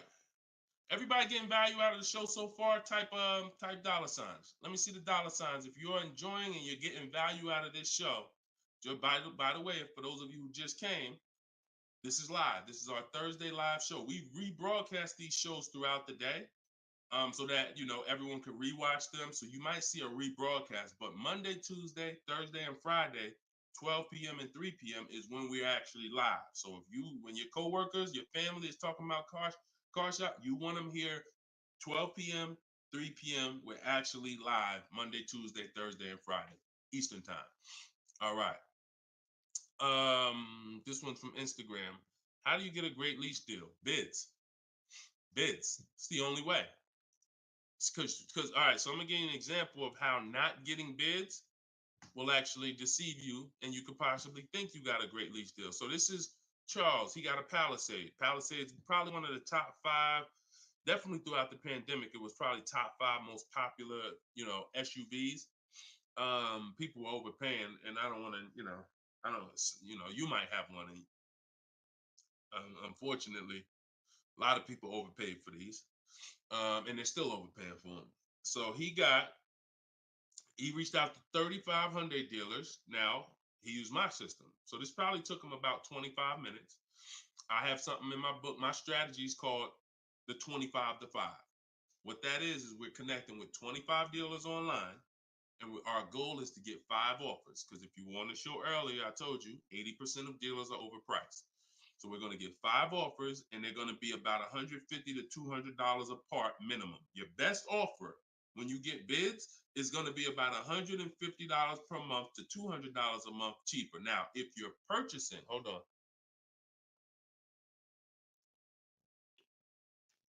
All right. Now, if you're purchasing, you're going to see, for those of you who are buying new cars, because we have several people that do that, you're going to see that there's about a $5,000 difference minimum between your best offer and your worst offer. So let's say I was buying this Palisade. When I get my bids, my best offer to my worst offer is going to be close to $5,000 difference. That's when you know you're doing it right. because we get below market car deals. Some people get market value car deals. Some people pay above market value car deals. Depends on the skills they have. So he got bids. He did this, used my system. Took him probably 30 minutes to reach out to 35 dealers, maybe 25 minutes, and he got 10 quotes. Offers range from 1.23 to 1.66. Now, that's what that's what I'm telling you. The 1.26 lease that he ended up getting a 1.23 because we always send a counter offer. I have a calculator in my book where you put it in. We must send a calculator. We must send a calculator. We must send a counter offer. So he ended up closing the deal at 1.23, all online. Never spoke to the dealer until he was ready to lock up the deal. But see the difference, 1.23 to 1.66. That means he's looking at offers. His best offer was $597 on a $48,000 Hyundai Palisade. His worst offer at 1.66, that same 1.66 divided into 48,500. Hold on. 1.66 times 48,500 would be about 700, 900, call it $800. So he's getting offers. That's when you know you've done it right. So to answer your question, Tobo, how do you get great lease deals? Bids. It's the only way. It's the only way. So his best offer is $597. The worst offer he saw out of all of them, he got 10 of them, was $800. Same vehicle. 80% of dealers are overpriced. Okay? Must get bids if you want to get deals like this. Only way. All right? Shoot the next one up. Now, look, hold on real quick. I want to say one more quick thing. Until you get bids and you have enough bids, you might think you got the best deal, but you just don't know what the best deal is. See, you're going off your gut. If you're going off your gut, look at Kimberly. Kimberly saved $20,000 on her Maserati. It's a $91,000 vehicle. She posted, the one she ended up getting was 91 because a dealer near her ended up beating this offer she had, but it was an $86,961 Maserati. They offered it to her for $66,261. So they're taking 20 grand off. But she had offers that were 10 grand off. She had offers that was 12 grand and 8 grand. And if she would have tried to assume, well, damn, 8,000, that feels good. I mean, shoot, brand new Maserati, taking 8,000 off. That gotta be a deal. See how much money she would have left on the table? See how much money she would have left on the table? So we cannot assume. We get multiple offers. We look at the lowest one. That's how we guarantee. All right? Go ahead. Shoot the next one up, Dolan. Great questions today. Great questions. Let's go. All right. We got Emo on YouTube. I test drove an MD. I'm test driving an MDX soon. Okay. I test drove an MDX as soon as we finished. They tried to get me to run my credit. I told them I'm shopping dealerships, didn't like it, so the manager came in the office and tried it. No again. 100%. You look, y'all. If you don't have a plan, you're under someone else's plan. You follow me? I'm gonna say that again. If you got a light bulb emoji, type a light bulb emoji, type a gem emoji. Remember this. If anytime you don't have a plan, you will be subject to someone who has a plan. And there's nobody that has a plan like car salespeople. We know what we're doing. We are not trained in much. We're not trained in finance like we should be. We're not trained in buying versus leasing like we should be. We're not trained in resale values like we should be. We're not trained in insurance products like we should be. There's more insurances to consider with a car than there is a house. Kid you not. Extended warranty, that's an insurance policy. You might use it, you might not. Tire and wheel, that's an insurance policy. Gap insurance. You have auto insurance. There's multiple insurances that you need to consider in this business, when you're buying a car, when you're leasing a car. We're not trained in none of that like we should be. But what we are trained in is how to make sure we have enough information to sell you what we want to sell you. And so if you don't have, and the least, the people with the least integrity, they are certainly going to try to pin you down with the credit check. Can't give you a credit. I can't give you a quote without your credit. Come in. I need you to be here. When can you come? First question they ask, y'all, right? Who's getting phone calls from dealers right now? Raise your hand and type me if you're getting phone calls from dealers right now for any reason. Bring your car in early. Hey, your lease is almost up. Hey, I saw that we can get you in a new car. We can keep your payment the same. Look, nobody's business. If you're getting phone calls from dealers right now, type me in the comment. Look, Skinner said they blowing me up. So understand the reason why they're doing that is because they want to pin you down. It's just come on in. When can you come in? When I can come in, I get you to talk. Numbers in here, it means you're pinned down. You cannot do this. You're losing all your leverage.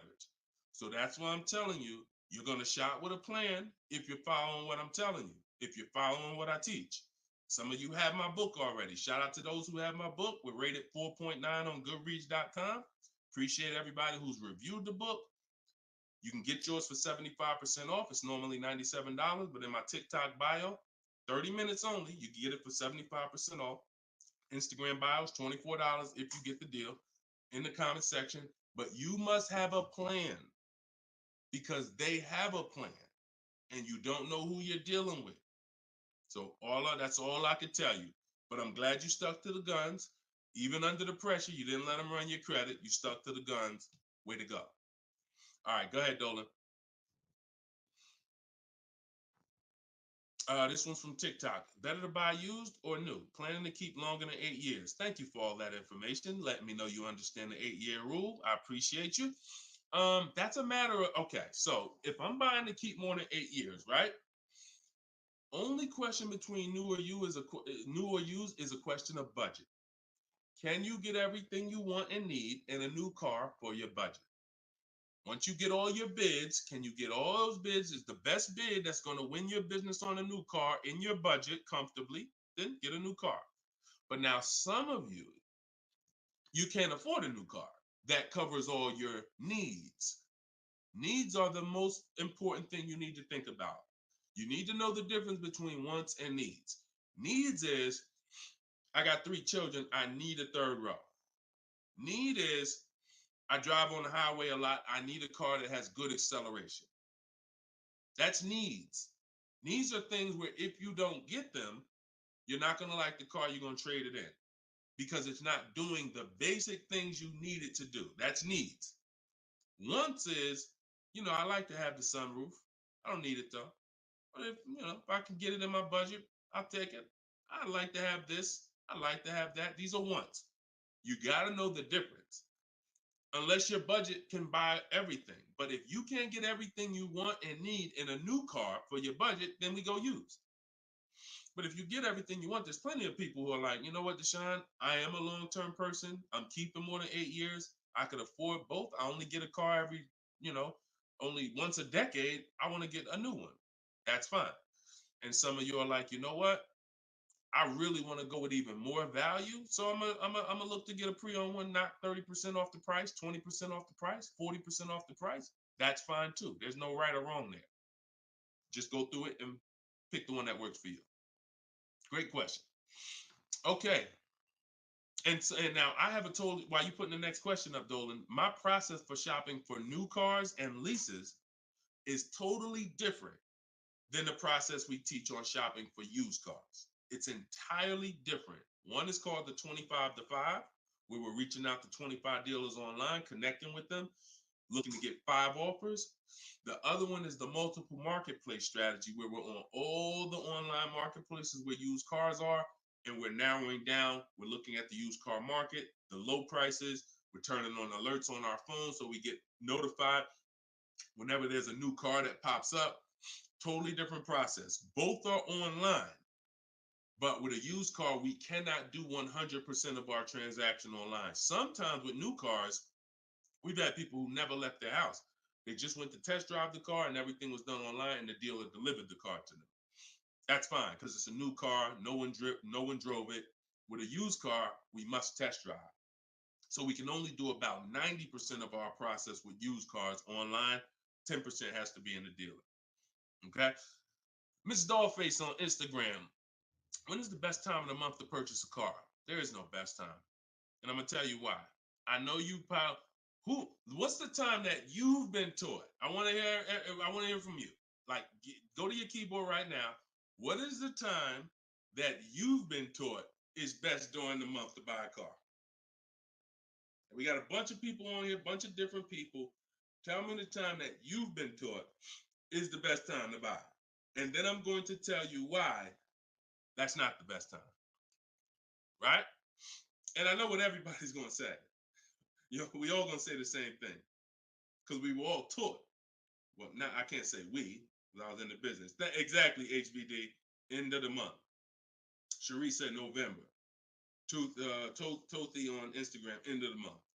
Look, Skinner, around the holidays. So your answer, Skinner, was about the same as Sharice. November, coming into the holidays. Now, I want you to picture any other business because what I'm trying to get you to see is that you are taught, programmed to shop for cars different than you shop for everything else in life. Everything else in life. Because if you had a business where every single time at the end of the month, just dozens and dozens of people just came into your store because that's what the marketing did. Are you more, and let's really use some real terms here. Are you more desperate to sell something when the store is packed? Or are you more desperate to sell something when the store is empty? See, I want to tell you a story. If I could get you to continue to keep these stories in mind, it'll answer your questions. Now, obviously, everything's in my book. Some of you have my book and you understand all of this is laid out for you. But even as you're listening, I want you to grasp concepts that you're going to see. Are you more desperate to sell something when the place is, exactly, Toothy, when the place is empty? Place is empty. If I got a store and I haven't opened up that register all day long, it's daggone 5 p.m. I haven't seen one customer. I'm desperate. But if the store is packed, man, I ain't thinking, what are we giving deals for? You know what I'm saying? What are we giving deals for? The place is packed. We're not desperate. So the marketing is great. The marketing makes you think, oh, end of the month, we're getting the best deals here.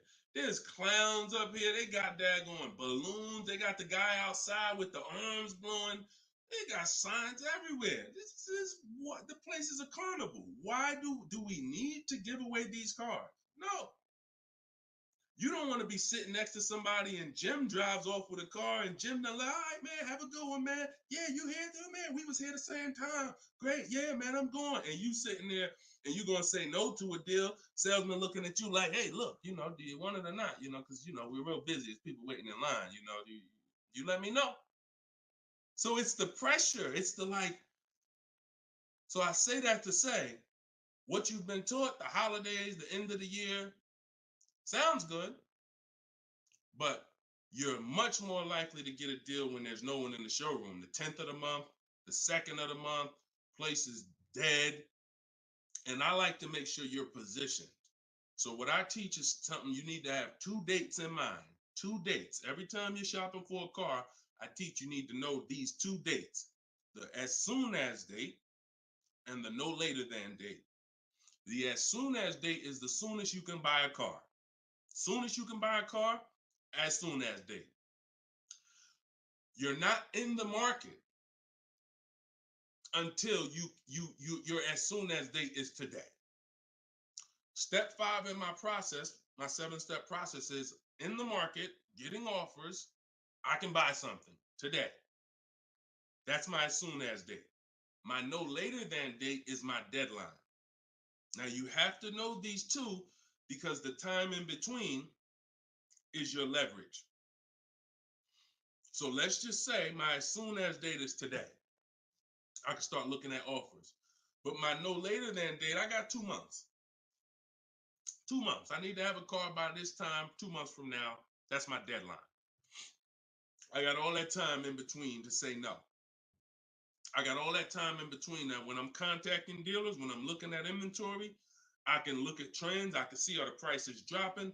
I can have alerts on my phone, getting access to the new inventory. This is our process. So some of you are like, Deshone, I need a car in a week. Well, you still have a as soon as date and a no later than date. 3 days, soon as date, no later than, doesn't matter. So you have to know these 2 dates because in between is your leverage, which is why I don't want you emergency shopping unless it's an emergency. Okay? I don't want you emergency shopping. Don't get into the habit, don't stay in the habit of emergency shopping. Oh, I'm going to put it off to the last minute. And then, oh, I got to go into the dealership. Oh, I need a car this week. All of that is working against you. Now, if you can still get, in fact, when you go to my website for my book, you'll see it says below market deals in as quick as 48 hours. But the more time you have, the more time you have to say no. Programs change every month. You see deals change, lease programs change, rebates change. And so when you have inventory changes, so if you're looking for a black or blue car, all these dealers don't have one right now, but they got one coming next month. You can, that's fair game for you because you have time. So these are all the benefits of getting in the market 3 months early and learning how to look at the deals. If there's a great deal now, we jump on it.